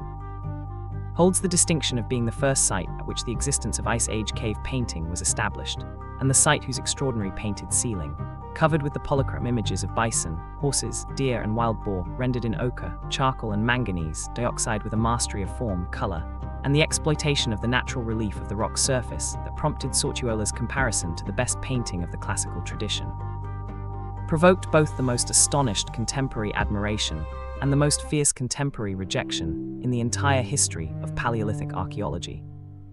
Sortuola's claim that the painted ceiling of Altamira was the work of Ice Age humans, presented in his 1880 publication Breves, a punt sobre algunos objetos prehistóricos de la provincia de Santander, was met with a chorus of rejection from the established prehistoric archaeology community of the day, whose leading figures, including the French archaeologist Émile Cartelhac, refused to accept that the people of the Stone Age were capable of the artistic achievement that the Altamira paintings represented, preferring explanations ranging from fraud perpetrated by Sortuola himself to the work of a contemporary artist who had somehow gained access to the cave. The rehabilitation of Altamira's Ice Age paintings came only after the discovery and the authenticated dating of additional painted caves in France, Père-non-Père in 1881, La Mouth in 1895, and Font de Gorme in 1901, established beyond reasonable doubt the authenticity of the cave art tradition, prompting Cartelhac's famous 1902 paper Mea culpa d'un sceptique, in which the most prominent opponent of the Ice Age cave art hypothesis publicly acknowledged his error in terms of sufficient honesty and sufficient grace to redeem his scientific reputation, and to establish Altamira definitively and permanently as the Sistine Chapel of the Ice Age. Fact 74. Isostasy and sea level, the tilting world. The relationship between isostatic rebound and sea level, the interaction between the rising land of the formerly glaciated regions and the rising ocean driven by the ongoing melting of the world's remaining ice, creates a pattern of relative sea level change whose geographic complexity is one of the most important and the most frequently misunderstood aspects of the contemporary coastal environment. Its particular character a direct consequence of the Ice Age history of each region, and the specific balance between the rate of land uplift and the rate of ocean rise at each point on the coast. In the regions of active isostatic rebound, Scandinavia, Hudson Bay and the shores of the Baltic, the land is rising faster than the sea, and the effective sea level is falling despite the globally rising ocean, the harbours and the beaches of the Norwegian and Swedish coasts moving progressively upward relative to the water level, and exposing the rock and the sediment of former sea floors as new terrestrial landscape. In the regions far from the former ice sheets, the tropical and subtropical coastlines of Asia, Africa and the Americas, the situation is reversed. No compensating land uplift offsets the rising sea, and the full global sea level rise is expressed as an increase in the depth of water over the coastal zone, threatening the low-lying islands, the river deltas, and the densely populated coastal plains of these regions with progressive inundation. The additional complication introduced by the gravitational effects of the ice sheets themselves, whose enormous mass attracted the ocean water toward them through gravitational attraction, raising the sea level in their vicinity and depressing it in remote regions, effects that were reversed as the ice melted and the gravitational field changed, makes the geography of past and future sea level change a three-dimensional problem of considerable mathematical complexity, whose solution requires the simultaneous modeling of the mantle dynamics, the ice sheet history, and the gravitational field. The full implementation of which in the sea level projections, used for coastal planning and climate adaptation, is one of the most technically demanding challenges in the applied geophysics of climate change. Fact 75. The Paleolithic Venus figurines, women of the Ice Age. The Venus figurines, the small sculptures of female human forms carved from mammoth ivory, limestone, calcite, and fired clay by the communities of the European Upper Paleolithic between approximately 35,000 and 11,000 years before the present. Found at sites from the Atlantic coast of France to the shores of Lake Baikal in Siberia in a geographic distribution that encompasses the full extent of the Upper Paleolithic cultural sphere, and whose consistent emphasis on the exaggeration of the female reproductive features, the breasts, the abdomen, the hips, and the pubic region, while frequently omitting or minimizing the face, the hands. And the feat has generated a century of interpretive debate that shows no sign of reaching a consensus, are the oldest known tradition of human figurative sculpture, and among the most evocative and the most discussed objects in the entire archaeological record of the Upper Paleolithic. The most famous of the Venus figurines is the Venus of Willendorf, found in 1908 at the site of Willendorf in Lower Austria, carved from oolitic limestone that does not occur locally, and therefore provides evidence of the long-distance transport of raw materials characteristic of the Upper Paleolithic exchange networks, its surface covered with red ochre, applied at some point after its carving. Its 1 centimeter form embodying the characteristic features of the tradition with particular intensity,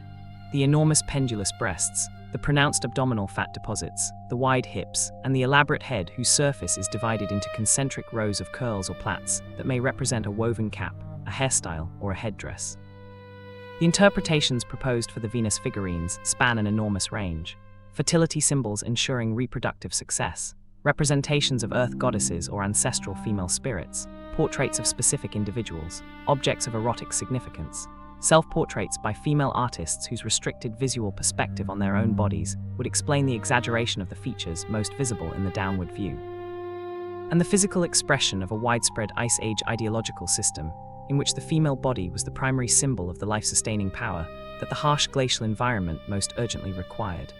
The debate remains open, and its openness is itself a reminder of how much of the inner life of the Ice Age human community remains inaccessible to the archaeological record. Fact 76. The interglacial we live in, the Holocene. The Holocene, the current interglacial period, whose beginning is formally defined as 11,700 years before the present, the date of the abrupt warming that ended the Younger Dryas and initiated the transition from the late glacial to the modern climatic state, and whose duration to the present constitutes the entire span of recorded human history, the development of agriculture, the rise and fall of all the world's civilizations, and the transformation of the Earth's surface by human activity from its pre-agricultural natural state to the managed and modified landscape of the contemporary world, is the climatic framework within which everything that we call human civilization has taken place, its particular combination of relative climatic stability, global average temperatures somewhat warmer than the last glacial maximum, but cooler than the last interglacial, and the geographic configuration of continents, coastlines, and vegetation zones that the completed deglaciation produced, providing the physical context, whose stability has been both the condition of civilization's development and, increasingly, the target of civilization's inadvertent modification. The Holocene's climate was not entirely stable. The Holocene climatic optimum of approximately 9,000 to 5,000 years before the present, during which the enhanced northern hemisphere summer insolation, driven by the precession of the equinoxes, produced temperatures approximately 1 to 2 degrees Celsius warmer than the pre-industrial baseline in the high northern latitudes. The 8.2 kiloyear event, whose cooling disrupted the early agricultural communities of the Near East. The Minoan, Roman, and medieval warm periods, and the Little Ice Age of the past 2 millennia, demonstrate the climate variability that is the normal character of the Holocene at decadal to centennial timescales. What the Holocene provided that the glacial periods did not was a degree of climatic predictability at the timescales most relevant to agricultural planning, the year-to-year and decade-to-decade variability of temperature and rainfall, sufficient to allow the development of the sedentary, agricultural economies on whose surplus the complexity of civilization depends,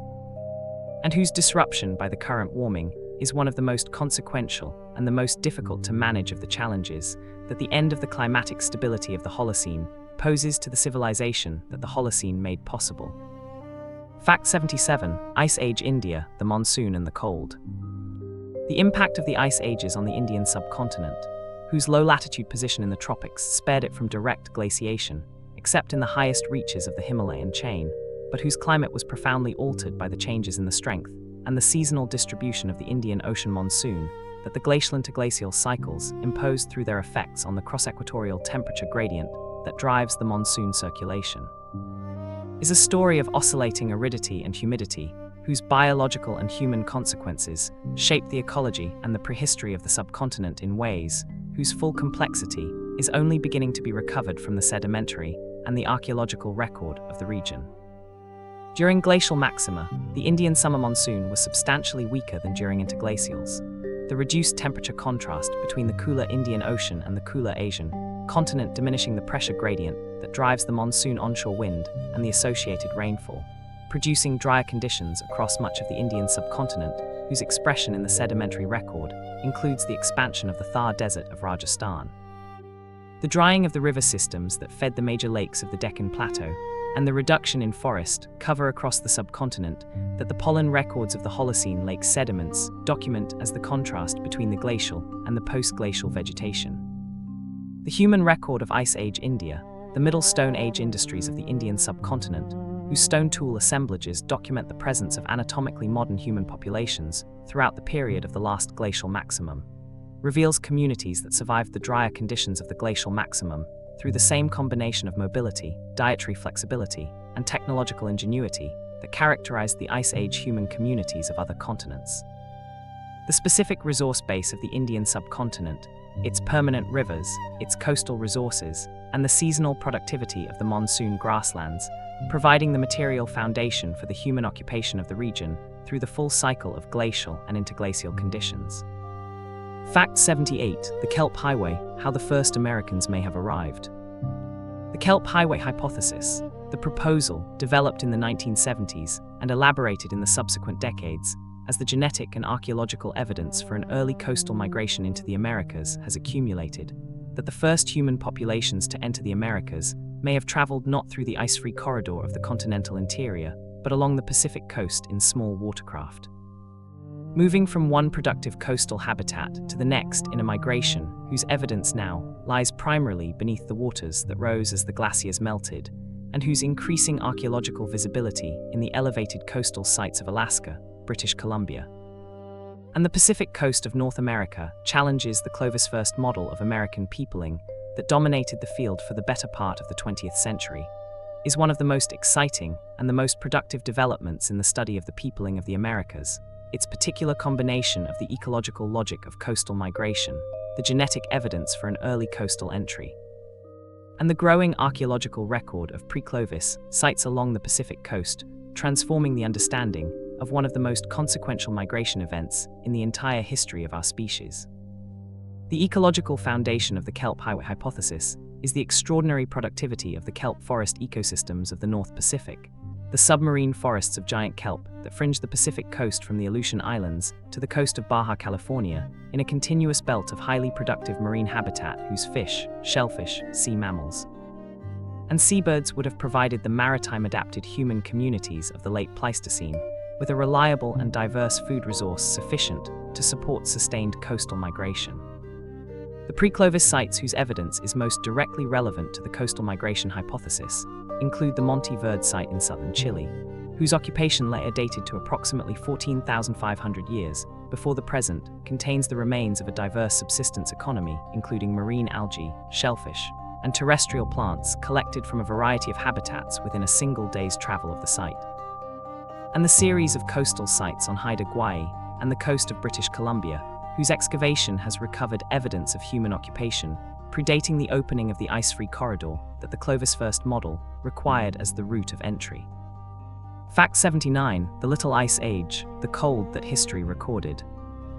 The Little Ice Age, the period of cooler global temperatures, expanded mountain glacier extents, and increased climatic variability that affected the Northern Hemisphere between approximately 1300 and 1850 CE, whose particular expression in the coldest decades of the 17th century produced the frozen Thames winters that Londoners celebrated with frost fairs. The crop failures and the famines that swept Europe in the 1690s and again in the 1810s following the eruption of Tambora, and the advance of the Alpine glaciers that overran the high-altitude villages of Switzerland and France, crushing the buildings and the fields that had been established during the warmer medieval period, is the most recent and the best historically documented expression of the natural climatic variability that characterizes the Holocene interglacial. Its causes and its consequences providing the most direct bridge between the deep geological record of the ice ages and the instrumental climate record of the past century and a half. The Little Ice Age was not a single coherent cold period, but a succession of cold phases separated by relatively warmer intervals, its particular temporal structure reflecting the combination of reduced solar output, the Maunder minimum of sunspot activity between approximately 1645 and 1715, during which the sun's energy output was reduced by an amount sufficient to cool the global climate by approximately 0.1 to 0.2 degrees Celsius, increased explosive volcanic activity, whose injection of sulfate aerosols into the stratosphere temporarily reduced the solar energy reaching the Earth's surface, and the internal variability of the ocean atmosphere system, whose contributions to the multi-decadal climate oscillations of the Little Ice Age are still being disentangled from the external forcing. The human consequences of the Little Ice Age are among the most extensively documented of any climatic period in history. The crop failures and the famines of the 1690s killed perhaps 10% of the population of Finland and Scotland. The summer of 1816, the year without a summer following the Tambora eruption, produced crop failures across the Northern Hemisphere. And the expansion of the Alpine glaciers forced the evacuation of villages that had been occupied since the medieval warm period, the ice advancing over the fields and the orchards in a movement whose slowness made it no less inexorable. Fact 80, the Ice Ages at 80. 80 facts into the history of the Ice Ages, and the story has arrived at the threshold of living memory, at the Little Ice Age, whose coldest decades are within the reach of the historical record, and whose frozen Thames and its frost fairs are among the most evocative images of the climatic variability that defines the Holocene we inhabit. We have followed the American mastodon into the spruce forests of the Great Lakes and watched the Clovis hunters leave their mark in its bones. We have measured the isostatic rebound of Scandinavia with GPS receivers and found the land still rising, centimeter by centimeter, recovering from the weight of ice that melted 7,000 years before the GPS satellite was launched. We have stood in the cave of Altamira with Maria Sortuola and looked up at the painted bison on the ceiling, and understood that the rejection of what she and her father found was not merely a scientific error, but a failure of imagination, the refusal to believe that the people of the Ice Age were as fully human as ourselves. We have traced the Kelp Highway down the Pacific coast with the first Americans, and understood that the peopling of the Americas was accomplished not necessarily through the interior of a continent covered with ice, but along its margins, in small boats moving from one kelp forest to the next, following the food. We have listened to the Ice Age flutes at Howell Fells, and understood that the people who made them were us, not our ancestors in any meaningful evolutionary sense, but us, with the same minds and the same needs and the same desire to make music in the dark. 20 facts remain. The story moves toward its conclusion, toward what the Ice Ages mean for the world we live in and the world we are making. Rest now in the cold and the quiet. This is Explore During Sleeping. Fact 81. The woolly mammoth's last stand, Wrangel Island. Wrangel Island, the remote Arctic island, situated in the East Siberian Sea approximately 140 kilometers north of the Siberian coast and 200 kilometers south of the international date line. A territory of 7,600 square kilometers of tundra and mountain, whose isolation from the mainland by the rising seas of the deglaciation preserved on it, long after the extinction of the mainland population. A relict population of woolly mammoths that survived until approximately 4,000 years before the present, is the site of the most extraordinary survival story in the entire history of the Pleistocene megafauna extinction. The mammoths of Wrangel Island, outlasting their continental relatives by approximately 6,000 years, and surviving until a time when the pyramids of ancient Egypt had already been standing for more than half a millennium, making them the last woolly mammoths to have walked the earth, and the most recently extinct population of one of the most iconic animals in the history of our planet.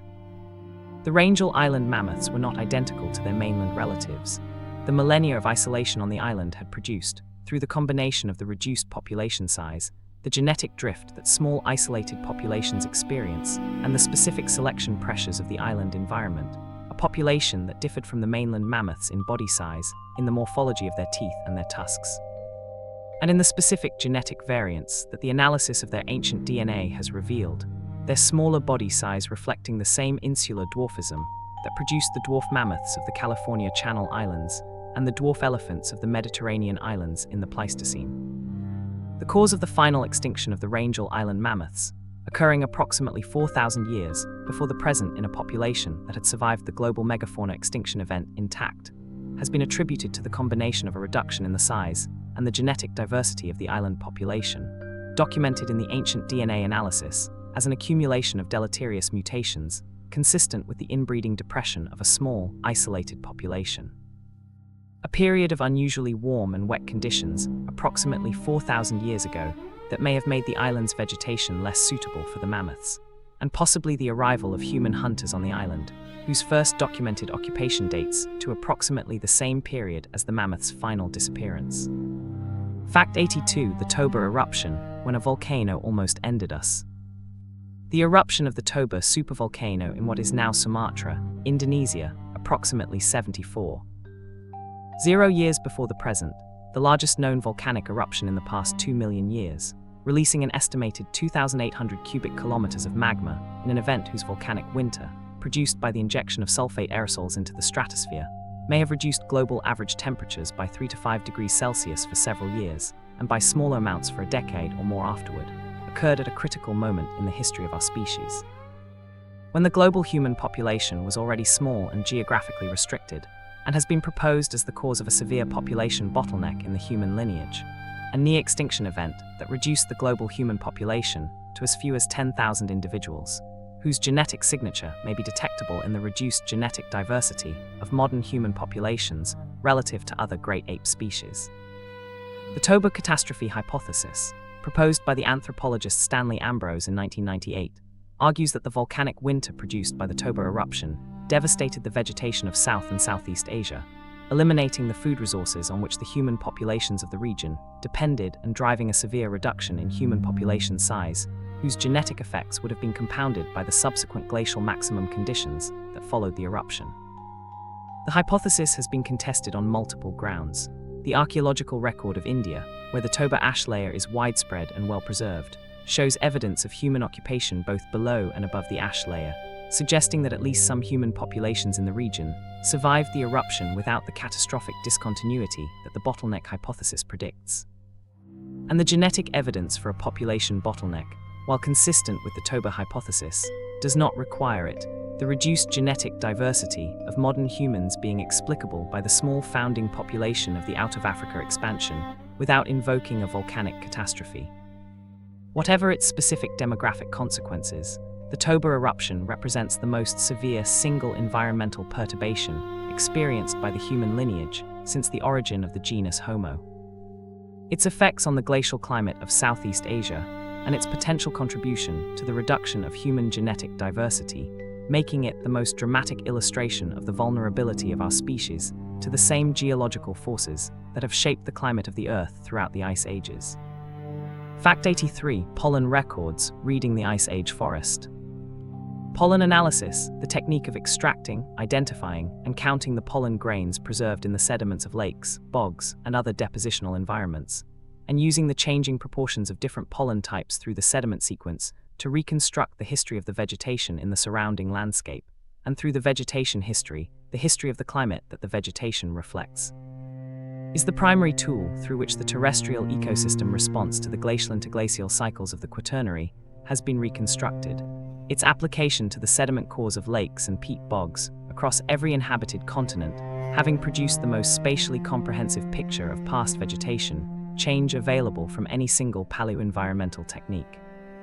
The principle of pollen analysis rests on the extraordinary resistance of the outer wall of the pollen grain, the sporopollenin exin, a biological polymer of exceptional chemical stability that survives in the sediment for millions of years under the right preservation conditions, and on the taxonomic specificity of the pollen grain's morphology, whose surface texture, shape, size, and aperture configuration are sufficiently distinctive for many plant genera and some species that the trained palynologist can identify the plant from which it came with confidence, building through the counting of hundreds of grains from each sediment level, a quantitative record of the relative abundance of different plant taxa in the vegetation of the surrounding landscape at each point in the sediment sequence. The pollen record of the last glacial maximum in Europe, the replacement of the temperate deciduous forest of the interglacial with the cold steppe tundra of the glacial, the retreat of the forest species to the Mediterranean refugia, and the subsequent northward expansion of the forest as the climate warmed, is the most extensively documented episode of vegetation change in the entire Quaternary record. Its reconstruction from the pollen cores of thousands of European lake sediments, having provided both the framework for understanding the glacial ecosystem and the empirical data against which the vegetation models embedded in the climate models of the last glacial maximum are tested and validated. Fact 84. Ice Age rivers, when the Mississippi ran wild.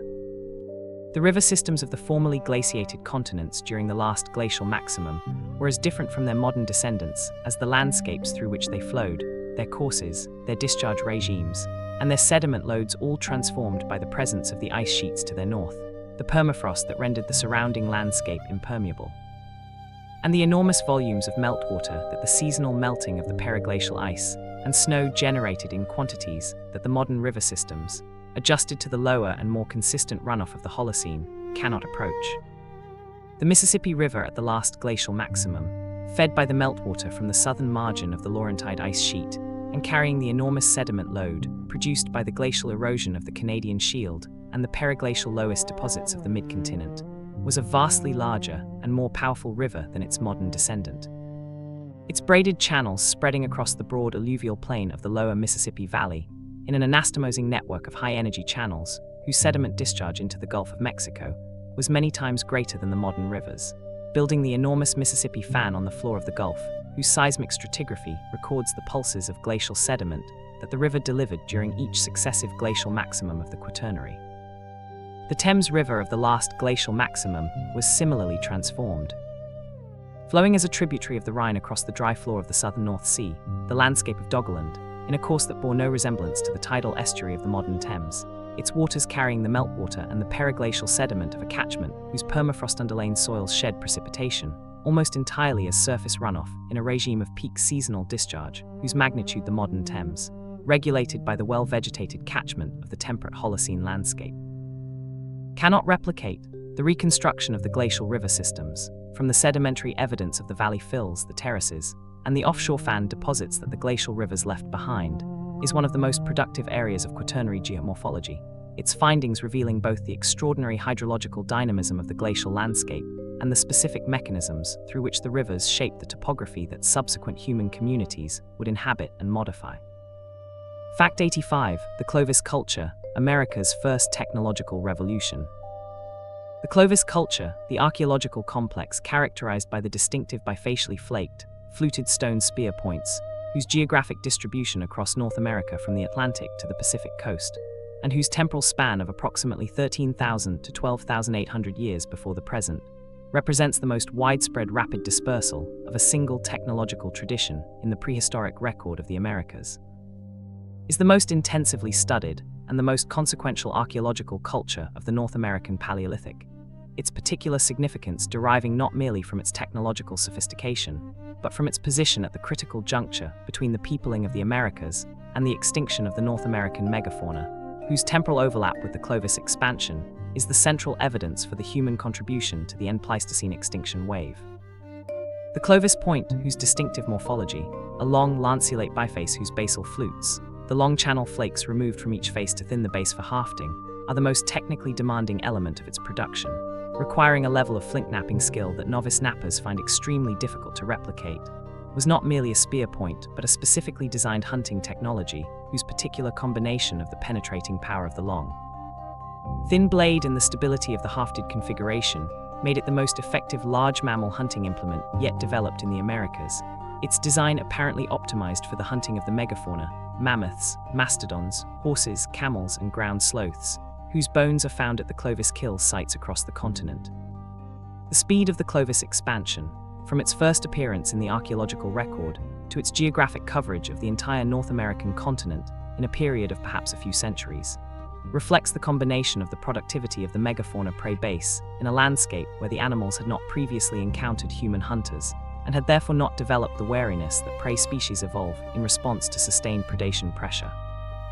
and the mobility of a hunter-gatherer culture whose particular technological system was organized around the tracking and the killing of large, wide-ranging prey species across the vast and varied landscapes of the post-glacial continent. Fact 86. Glacial varves, counting the years of the Ice Age. Glacial varves, the paired sedimentary layers of contrasting texture and color, deposited annually in the glacial lakes that formed at the margins of retreating ice sheets, each pair consisting of a coarser, lighter-colored layer deposited by the high-velocity meltwater flows of the summer thaw, and a finer, darker layer of clay settled from the water column during the quiet winter months when the lake's surface froze and the meltwater input ceased,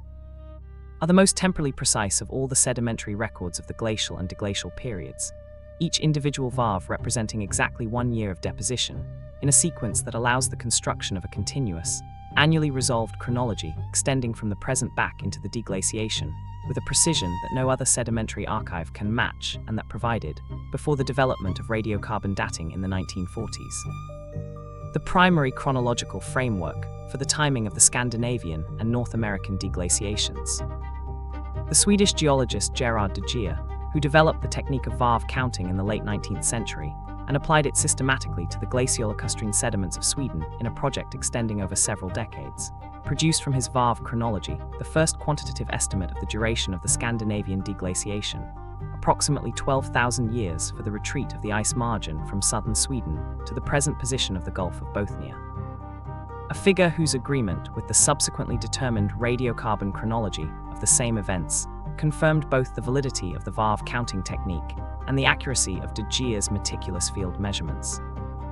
The annual resolution of the varve record, each varve representing exactly 1 year, with no ambiguity about the temporal meaning of the stratigraphic unit, gives it a precision that the radiocarbon dating of organic materials, whose uncertainty ranges from decades to centuries depending on the age and the quality of the dated material, cannot approach, making the varve sequences of Sweden, Finland, and Eastern North America among the most valuable chronological tools available for the precise dating of the events of the last deglaciation. Fact 87. The Megalodon and the Ice Age Ocean. Megalodon, Otodus megalodon, the largest predatory shark in the evolutionary history of the ocean, whose body length estimates of 15 to 20 meters and whose serrated triangular teeth reaching heights of more than 17 centimeters make it the most formidable marine predator of the Cenozoic era, is not strictly speaking an Ice Age animal.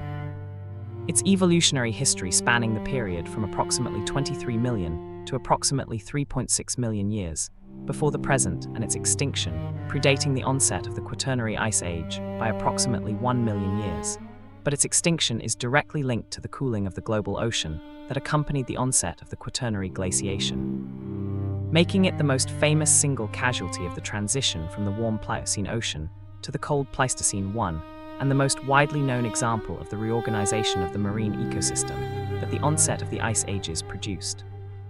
The extinction of Megalodon was driven primarily by the cooling and the reorganization of the global ocean that accompanied the closing of the Central American Seaway,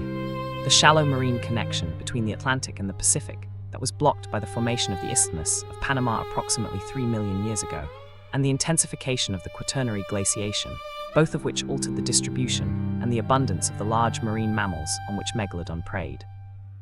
Reducing the warm, shallow water whale nursery, areas that the shark's reproductive strategy required, and fragmenting the prey base in ways that the energetic demands of a 20-meter shark could not sustain.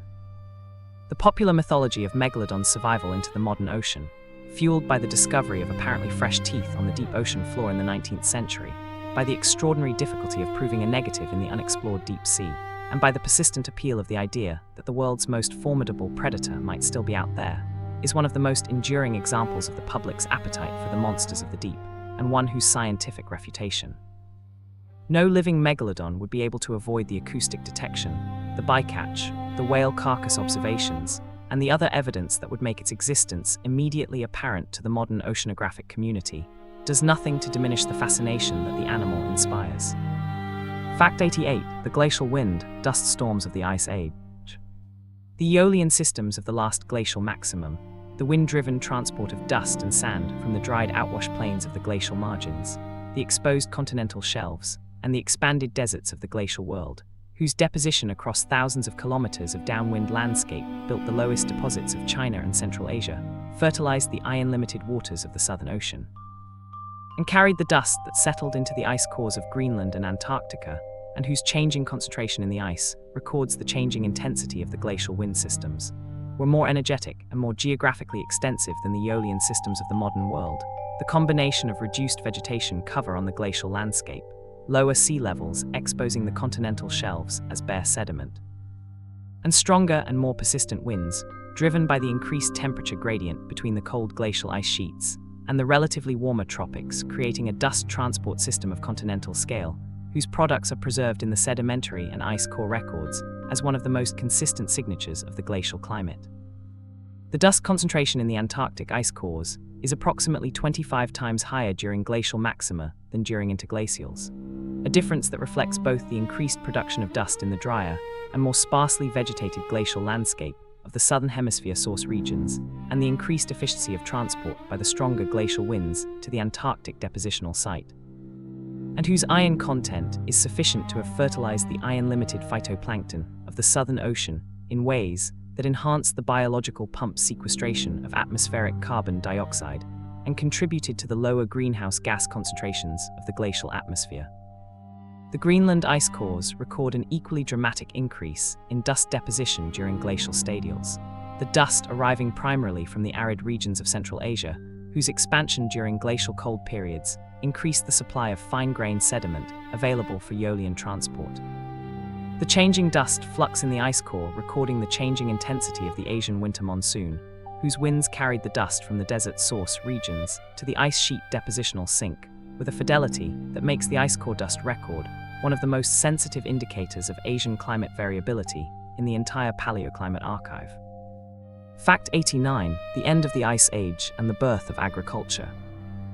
The transition from the last glacial maximum to the current interglacial, the profound climatic, ecological, and geographic transformation that unfolded between approximately 21,000 and 7,000 years before the present, raising temperatures, restructuring ecosystems, flooding the continental shelves,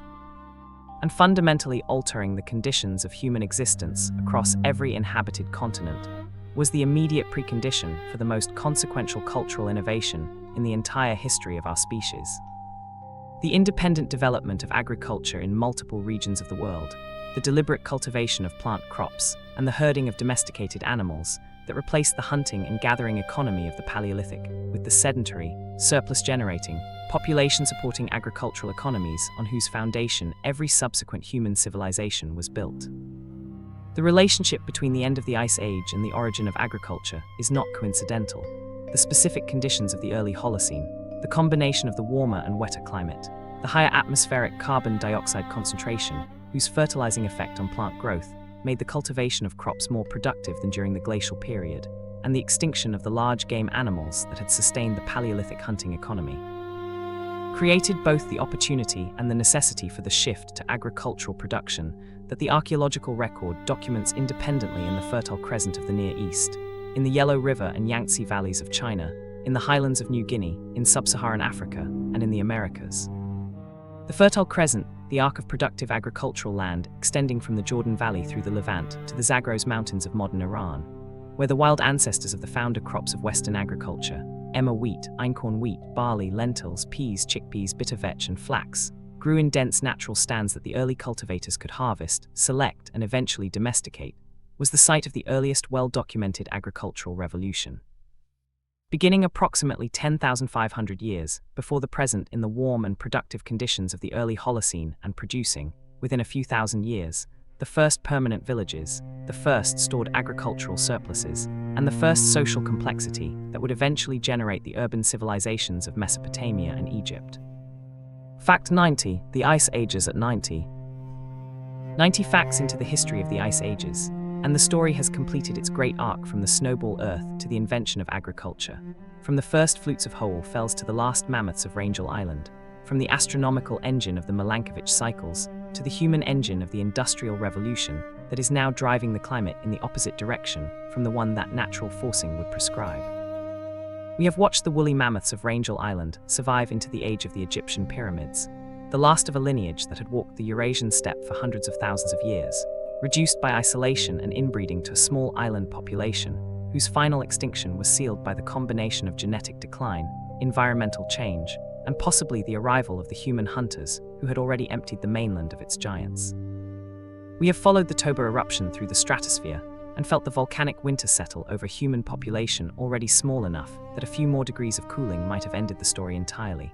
We have counted the varves in the Swedish lake sediments, 1 year, 1 dark layer, 1 light layer, 1 more year, and built from those annual increments the chronology of the deglaciation whose precision no other technique can match.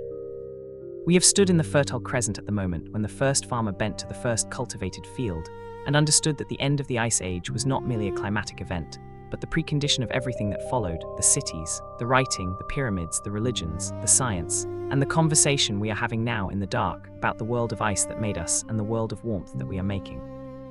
10 facts remain. The story moves toward its end and toward the question of what comes next. Rest now in the deep, cold quiet. This is explored during sleeping. Fact 91, the Pleistocene Park, rebuilding the Mammoth Steppe. Pleistocene Park, the ecological restoration project established in 1996 by the Russian ecologist Sergei Zimov in the remote Kolyma lowlands of northeastern Siberia, whose stated objective is the restoration of the productive grassland ecosystem of the Pleistocene Mammoth Steppe on the currently moss and shrub-covered permafrost tundra of the Arctic, using the grazing, trampling, and fertilizing activity of large herbivores to drive the vegetation transition from the wet tundra to the dry grassland that Zimov argues was the natural state of the Arctic before the extinction of the megafauna, is the most ambitious, the most scientifically grounded, and the most philosophically provocative ecological restoration project currently underway on Earth, its particular combination of the ecological theory of the Mammoth Steppe, the specific experimental methodology of herbivore introduction, and the urgency of the permafrost carbon feedback problem, making it simultaneously a scientific experiment, a conservation intervention, and a statement about the human responsibility for the ecological consequences of the Pleistocene megafauna extinction. Zimov's ecological argument is precise.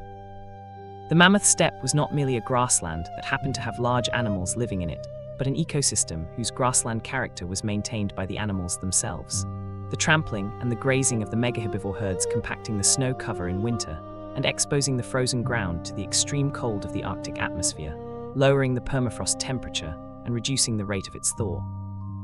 a mechanism that Zimov and his colleagues have confirmed experimentally by comparing permafrost temperatures inside and outside the park's herbivore enclosures. The animals currently introduced to Pleistocene Park, Yakutian horses, reindeer, bison, musk oxen, yaks, and moose, are filling ecological roles analogous to those of the Pleistocene megafauna, whose extinction created the vacuum that the wet tundra subsequently filled, their combined grazing and trampling already producing measurable differences in the vegetation and the snow compaction within the park's boundaries. The ultimate vision of the project, the eventual reintroduction of a mammoth-like animal, whether the de-extinct woolly mammoth or a cold-adapted Asian elephant hybrid, to play the role of the keystone megaherbivore whose absence from the Arctic ecosystem has persisted for 12,000 years, places Pleistocene Park at the intersection of the most ambitious conservation science of the present and the most consequential ecological legacy of the Ice Ages. Fact 92, the ocean floor record, 65 million years of climate. The deep-sea sediment record, the continuous archive of past climate preserved in the slowly accumulating sediments of the ocean floor, whose particular combination of the global coverage provided by the ocean's spatial extent, the unbroken continuity of deposition in the quiet conditions of the deep-sea floor, and the extraordinary temporal range of the record, extending in the most ancient cores to more than 65 million years before the present, provides the most comprehensive and the most temporally extended record of the Earth's climate history, available from any single type of archive. Its analysis through the isotopic and the faunal proxies embedded in the microfossils of the foraminifera and the radiolarians, whose shells rain continuously from the surface ocean, to the floor constituting the empirical foundation on which the understanding of the Quaternary Ice Ages and their predecessors in the deeper geological past is built. The oxygen isotope record of the benthic foraminifera, the bottom-dwelling single-celled organisms, whose calcite shells incorporate the oxygen isotopes of the deep ocean water in ratios that reflect both the temperature of the deep ocean and the volume of the continental ice sheets at the time of their calcification, is the primary stratigraphic and paleoclimatic tool of Quaternary oceanography. Its continuous record of the glacial interglacial cycles of the past 2.6 million years, providing the temporal framework within which the ice core, the pollen, and the terrestrial records of the ice ages are correlated, and within whose numbered marine isotope stages the events of the Quaternary are located and discussed.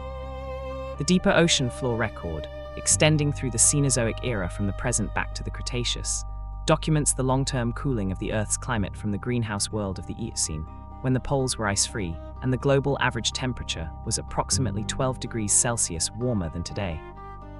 Through the progressive cooling of the Oligocene and Miocene that culminated in the onset of the Antarctic glaciation approximately 34 million years ago, and eventually the Northern Hemisphere glaciation of the Quaternary. A 65 million year story of cooling, whose driving force was the long-term decline in atmospheric carbon dioxide, produced by the weathering of the rocks uplifted during the Himalayan and the Alpine orogenies, and whose reversal by the combustion of fossil fuels is the most consequential single change in the Earth's carbon cycle since the Paleocene-Eocene thermal maximum 56 million years ago. Fact 93, Ice Age Asia, the Siberian steppe and its people. The human communities that inhabited the vast Siberian steppe during the last glacial maximum, the populations whose archaeological sites, scattered across the frozen plains of the largest landmass on Earth, preserve the evidence of the cultural traditions and the technological innovations through which anatomically modern humans survived the most extreme cold environment ever occupied by our species outside the polar regions, represent both the hardiest and the most geographically mobile human communities of the Upper Paleolithic. Their particular combination of the cold-adapted technology required for survival in the Siberian winter and the wide-ranging mobility required to track the large herds of reindeer, mammoth, and bison across the open steppe, making them the ancestors not only of the modern populations of northern Asia, but of the first Americans whose crossing of the Bering Land Bridge carried the human species to its final continental frontier. The Maltaburit culture, named for the two sites on the upper Yenisei River in south-central Siberia, where its characteristic artifacts were first identified, and dated to approximately 24,000 to 15,000 years before the present, is the best documented of the Siberian Upper Paleolithic cultures, and the one whose particular significance extends far beyond the boundaries of Siberia itself. The ancient DNA recovered from a young boy buried at the Malta site approximately 24,000 years before the present revealed a genetic profile closely related to the ancestry of the modern Native American populations. confirming that the Siberian Upper Paleolithic populations were among the direct ancestors of the first Americans and establishing a specific population, the ancient North Siberians, as one of the primary source groups for the peopling of the Americas. The Malta figurines, a collection of 37 carved ivory and antler figurines of birds and female human forms that constitute the easternmost expression of the Venus figurine tradition of the Upper Paleolithic, demonstrate the cultural connections across the vast expanse of the Eurasian steppe that linked the mammoth hunters of Siberia to the cave painters of France and Spain across 20,000 years of shared artistic and cultural tradition. Fact 94. The future ice age. Will the cold return? The question of whether the current interglacial will eventually end and the next glacial period will begin, the question of whether the natural Milankovitch forcing of the climate will eventually drive the Earth back into the cold, the ice, and the expanded glaciers of another glacial maximum, has been transformed by the current warming from a purely academic exercise in paleoclimate projection into a question with direct practical relevance to the long-term management of the Earth's climate system. Its answer depending critically on both the natural forcing of the orbital cycles and the magnitude of the anthropogenic perturbation of the greenhouse gas concentration that will determine the climate of the coming millennia. The natural orbital configuration of the next several thousand years is relatively unfavorable for glacial inception. The current phase of the Milankovitch cycles, with the northern hemisphere summer occurring relatively close to the perihelion and the obliquity of the Earth's axial tilt currently decreasing toward its minimum, produces a summer insolation anomaly in the northern hemisphere that is not strongly negative enough to drive the initiation of ice sheet growth in the absence of other factors. The paleoclimate record of the previous interglacial, most analogous to the current one in terms of its orbital configuration, marine isotope stage 11, approximately 400,000 years before the present, suggests that the current interglacial may be unusually long by the standards of the Quaternary record, potentially lasting another 50,000 years or more even in the absence of anthropogenic forcing. The anthropogenic perturbation makes the calculation considerably simpler and considerably more sobering. The current atmospheric carbon dioxide concentration is already sufficient, according to the most careful analyses of the paleoclimate record, to delay the next glacial inception by tens of thousands of years, and the continued emission of greenhouse gases at current or higher rates will extend that delay further still, making the prevention of the next ice age one of the inadvertent consequences of the industrial civilization, whose other climate consequences are considerably less benign. Fact 95. Glaciers as water towers, the mountain ice we depend on. The mountain glaciers and ice caps of the world, the approximately 215,000 glaciers and ice caps distributed across the mountain ranges of every continent, whose combined volume of approximately 170,000 cubic kilometers of ice constitutes the most important seasonal water storage in the freshwater cycle of the regions they drain, providing the summer meltwater that sustains the rivers, the agriculture, and the human communities of some of the most densely populated regions on Earth through the dry months, when precipitation alone would be insufficient to meet their water needs, are the most immediately consequential component of the cryosphere for the daily lives of the human beings who depend on them, their progressive loss in response to the current warming constituting a water security crisis of growing severity that will affect the communities of the Himalayas, the Andes, the Alps, and every other glaciated mountain range in the world before the end of the current century. The glaciers of the Himalayas and the Tibetan Plateau, the third largest body of ice on Earth after the Antarctic and Greenland ice sheets, sometimes called the Third Pole, whose meltwater feeds the Indus, the Ganges, the Brahmaputra, the Yangtze, the Yellow River, and the Mekong, the rivers that collectively sustain the water security of approximately 2 billion people across South and Southeast Asia, are losing mass at an accelerating rate whose continuation will initially increase the river discharge, as the accelerating melt exceeds the reduced snowfall contribution before the eventual decline of the glacier volume reduces the meltwater contribution below its current level. The transition from the peak meltwater phase to the declining phase, the point that glaciologists call peak water, occurring at different times for different glaciers, but projected to arrive within this century for most of the Himalayan glaciers.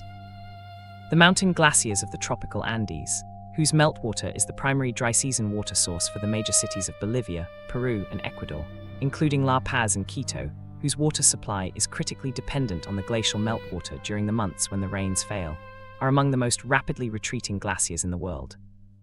Their loss within the coming decades, constituting the most immediate and the most geographically concentrated water security crisis, directly attributable to the retreat of the Ice Age's legacy in the warming world. Fact 96. The Anthropocene, a new geological epoch. The proposal that the current period of Earth history should be recognized as a new geological epoch, the Anthropocene, the age of humans, whose beginning is variously proposed at the onset of agriculture approximately 10,000 years before the present, the beginning of the Industrial Revolution in the 18th century, or the year 1950, the beginning of the great acceleration of human economic activity and environmental impact, is simultaneously a geological question. A scientific question, and a profoundly political one, whose answer has implications that extend far beyond the technical debates of stratigraphy into the fundamental question of how the human species understands its relationship to the planetary system that has sustained it through the entire span of its evolutionary and cultural history. The geological case for the Anthropocene as a distinct stratigraphic unit rests on the evidence that the human impact on the Earth's surface, atmosphere, and biosphere is now sufficiently large and sufficiently permanent to leave a distinctive signature in the sedimentary and geochemical record that a future geologist, examining the rock strata of this period, would be able to identify unambiguously. The presence of radioactive isotopes from nuclear weapons testing, the global distribution of plastic particles, the characteristic geochemistry of the industrial atmosphere, and the abrupt shift in the carbon isotope ratio of marine carbonates that records the injection of ancient fossil carbon into the contemporary carbon cycle. The relationship of the proposed Anthropocene to the Ice Ages is intimate and fundamental. The Anthropocene, if formally recognized, would mark the end of the Holocene, the current interglacial of the Quaternary Ice Age, and the beginning of a period in which the primary driver of the Earth's climate is no longer the natural forcing of the Milankovitch cycles or the internal variability of the ocean atmosphere system, but the deliberate and inadvertent choices of a single species whose technological capacity has grown in the geological eyeblink of the past 2 centuries to rival the natural forces that have shaped the climate of the Earth for 4.5 billion years. Fact 97. The permafrost carbon bomb, the Ice Age's dangerous legacy. The permafrost carbon feedback, the process by which the thawing of the permanently frozen soils of the Arctic releases the enormous quantities of organic carbon stored within them as carbon dioxide and methane, greenhouse gases that warm the atmosphere and drive further permafrost thaw in a self-reinforcing feedback whose potential magnitude, if the warming of the Arctic continues at its current rate, could add a substantial fraction of the current anthropogenic carbon emission to the atmosphere from a source entirely outside direct human control, is the most consequential and the most urgently concerning of the legacies that the Ice Ages have left in the contemporary world. Its particular combination of the enormous scale of the stored carbon, the irreversibility of the process once initiated, and the current rate of Arctic warming making it one of the most closely watched and the most carefully modeled features of the contemporary climate system.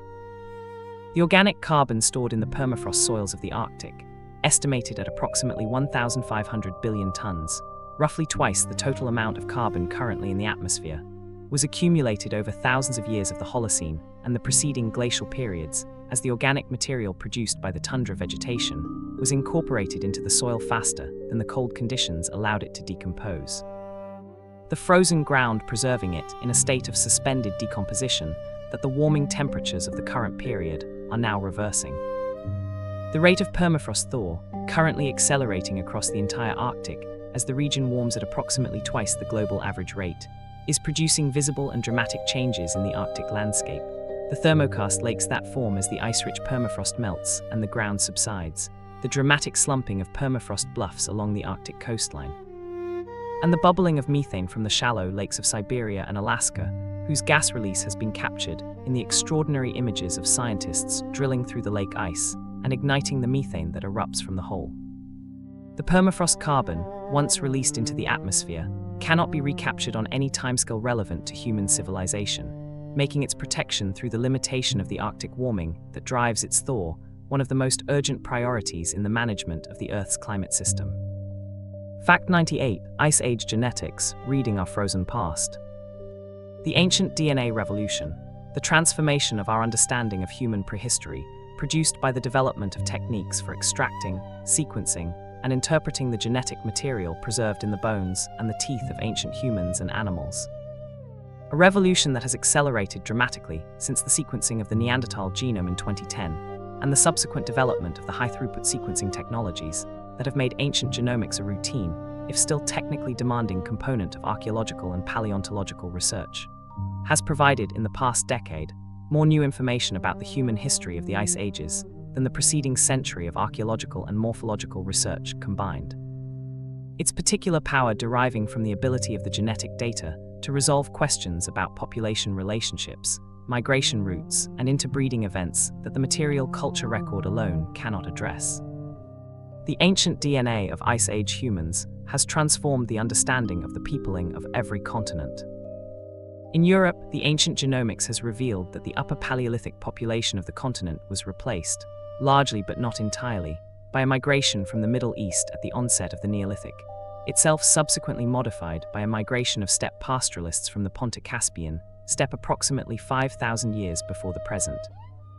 The three-population model of European genetic history, whose empirical foundation is the ancient DNA data overturning the simpler models of continuous population history that the morphological record had seemed to support. In the Americas, the ancient genomics has confirmed the Siberian origin of the founding population, identified the specific Siberian source population, the ancient North Siberians, most closely related to the Native American founding group, and documented the evidence of at least one additional migration from Asia responsible for the specific ancestry of the Nardine speakers of northwestern North America. The ancient DNA of the Pleistocene megafauna has been equally revelatory. The complete genome sequences of the woolly mammoth, the cave bear, the cave lion, the ancient horse, and the dire wolf have each overturned aspects of the morphological taxonomy that the fossil record alone had supported, revealing patterns of population structure, migration, and interbreeding whose complexity the bones alone could not disclose. Fact 99, what the Ice Ages made a reckoning. We stand now at the 99th fact, one step from the end of a journey that has taken us from the snowball Earth of 2 billion years ago to the permafrost carbon of the Arctic tundra, from the first flutes of Whole Fells to the last mammoths of Rangel Island, from the astronomical precision of the Milankovitch cycles to the chemical precision of the ice core archive, and it is time for the particular kind of reckoning that the full sweep of the story demands. What have the Ice Ages made? They have made the landscape we inhabit, the fjords and the lakes and the moraines, and the loess soils whose fertility feeds billions of people, the continental shelves whose exposure and submergence determined where life could move and where the sea would close the door. They have made the distribution of life on Earth, the refugia that preserved the biodiversity of the temperate forests through each glacial maximum, the land bridges that connected and the rising seas that divided the continents, the extinction wave that removed the megafauna and left the ecological vacancies that the human agricultural revolution would partially fill. They have made us the specific body form of the Neanderthals adapted to the cold of glacial Europe, the specific cognitive revolution of the Upper Paleolithic that produced the cave paintings and the Venus figurines and the bone flutes, the agricultural revolution that the end of the Ice Age made possible and that made civilization possible in turn. They have made the problem we now face, the permafrost carbon, the accelerating glacial retreat, the destabilizing ocean circulation, the rising sea, each one a legacy of the Ice Age world whose transformation by the warming we have initiated is proceeding faster than any natural transition in the entire 800,000-year ice core record. The Ice Ages are not over, they are not even past. They are present in the ice that remains, in the carbon that waits in the frozen ground, in the ocean circulation whose sensitivity to freshwater input the paleoclimate record documents with terrible consistency, and in the genetic memory of a species whose entire cultural history has unfolded in the narrow climatic window of a single interglacial whose stability we are now, for the first time in the history of the planet, capable of disrupting with the deliberate application of our technological power. Fact 100, the last glacier, what the cold still asks of us. And so we arrive at the 100th fact, at the end of a journey that began in the dark, with the sound of ice and the smell of cold stone, and that has traveled through 2 billion years of the Earth's thermal history to arrive here, in this specific moment, in the world that the ice made and that we are now unmaking. The glaciers are still there, not all of them. The Rhone Glacier of Switzerland has retreated 2.5 kilometers in the past century, and the ice that tourists photographed in 1900 stands now as a stone wall in the valley whose exposure it has left behind. The Athabasca Glacier of Canada has retreated more than 1.5 kilometers since 1908 and lost half its volume. The glaciers of Kilimanjaro are almost gone. The Cualquier ice cap of Peru, the largest tropical ice cap in the world, is losing its outer margins at a rate that will eliminate the ice within decades. But the ice sheets are still there, the Antarctic ice sheet, 3 kilometers deep over the polar plateau, holding 60% of the world's fresh water in its ancient compressed layers. The Greenland ice sheet, 2 kilometers deep over the central dome, its edges accelerating into the warming sea. They are still there, still flowing, still responding to the same physics that drove the advance and retreat of the Laurentide ice sheet 20,000 years ago, the same physics that shaped Doggerland and carved the Norwegian fjords and deposited the erratic boulders in the fields of the Swiss lowlands that Louis Agassiz turned into the proof of the Ice Age. The physics has not changed. Only the forcing has changed, the atmospheric carbon dioxide that is now, for the first time in 800,000 years of continuous ice core record, above 420 parts per million and rising, driven not by the slow rhythms of the Milankovitch cycles, but by the burning of the ancient carbon that the biological pump of 100 million years sequestered in the sedimentary rock of the continental crust. Returned to the atmosphere in 2 centuries of extraordinary industrial productivity, whose climatic consequences are only now beginning to fully express themselves in the accelerating melt, the rising sea, and the thawing ground. The ice ages ask of us, in the end, the same question that the weighing of the heart asked of the ancient Egyptians, not what we have done, but what we understand. Whether the record of the ice, the 800,000 years of atmospheric composition preserved in the bubbles of the Antarctic ice core, the stratigraphy of the Greenland dust, the isotopic temperature signal in every annual layer from the warm interglacial to the cold glacial maximum and back, is sufficient testimony to compel the response that its evidence demands. Whether we are capable of reading the archive that the cold has kept for us with the seriousness that the archive deserves. The ice has been patient. It has waded through interglacials before. It has retreated and advanced and retreated again, indifferent to the civilizations that rose and fell in the warm intervals between. But it has never before encountered a force capable of warming the planet faster than any natural process in the record it contains. And it has never before had witnesses capable of reading what it has preserved and understanding what that record means. Close your eyes. Let the cold settle around you, the cold of the polar plateau, the cold of the Pleistocene steppe, the cold of the deep cave where the artist pressed ochre into the outline of a bison by the light of an animal fat lamp 40,000 years ago. You have traveled the full length of the ice ages tonight, from the snowball earth to the thawing permafrost, from the first flutes to the last mammoths, from the astronomical engine of the Milankovitch cycles to the human engine of the industrial era. Carry what you have heard into your sleep. The ice remembers everything, and now so do you. This is explored during sleeping.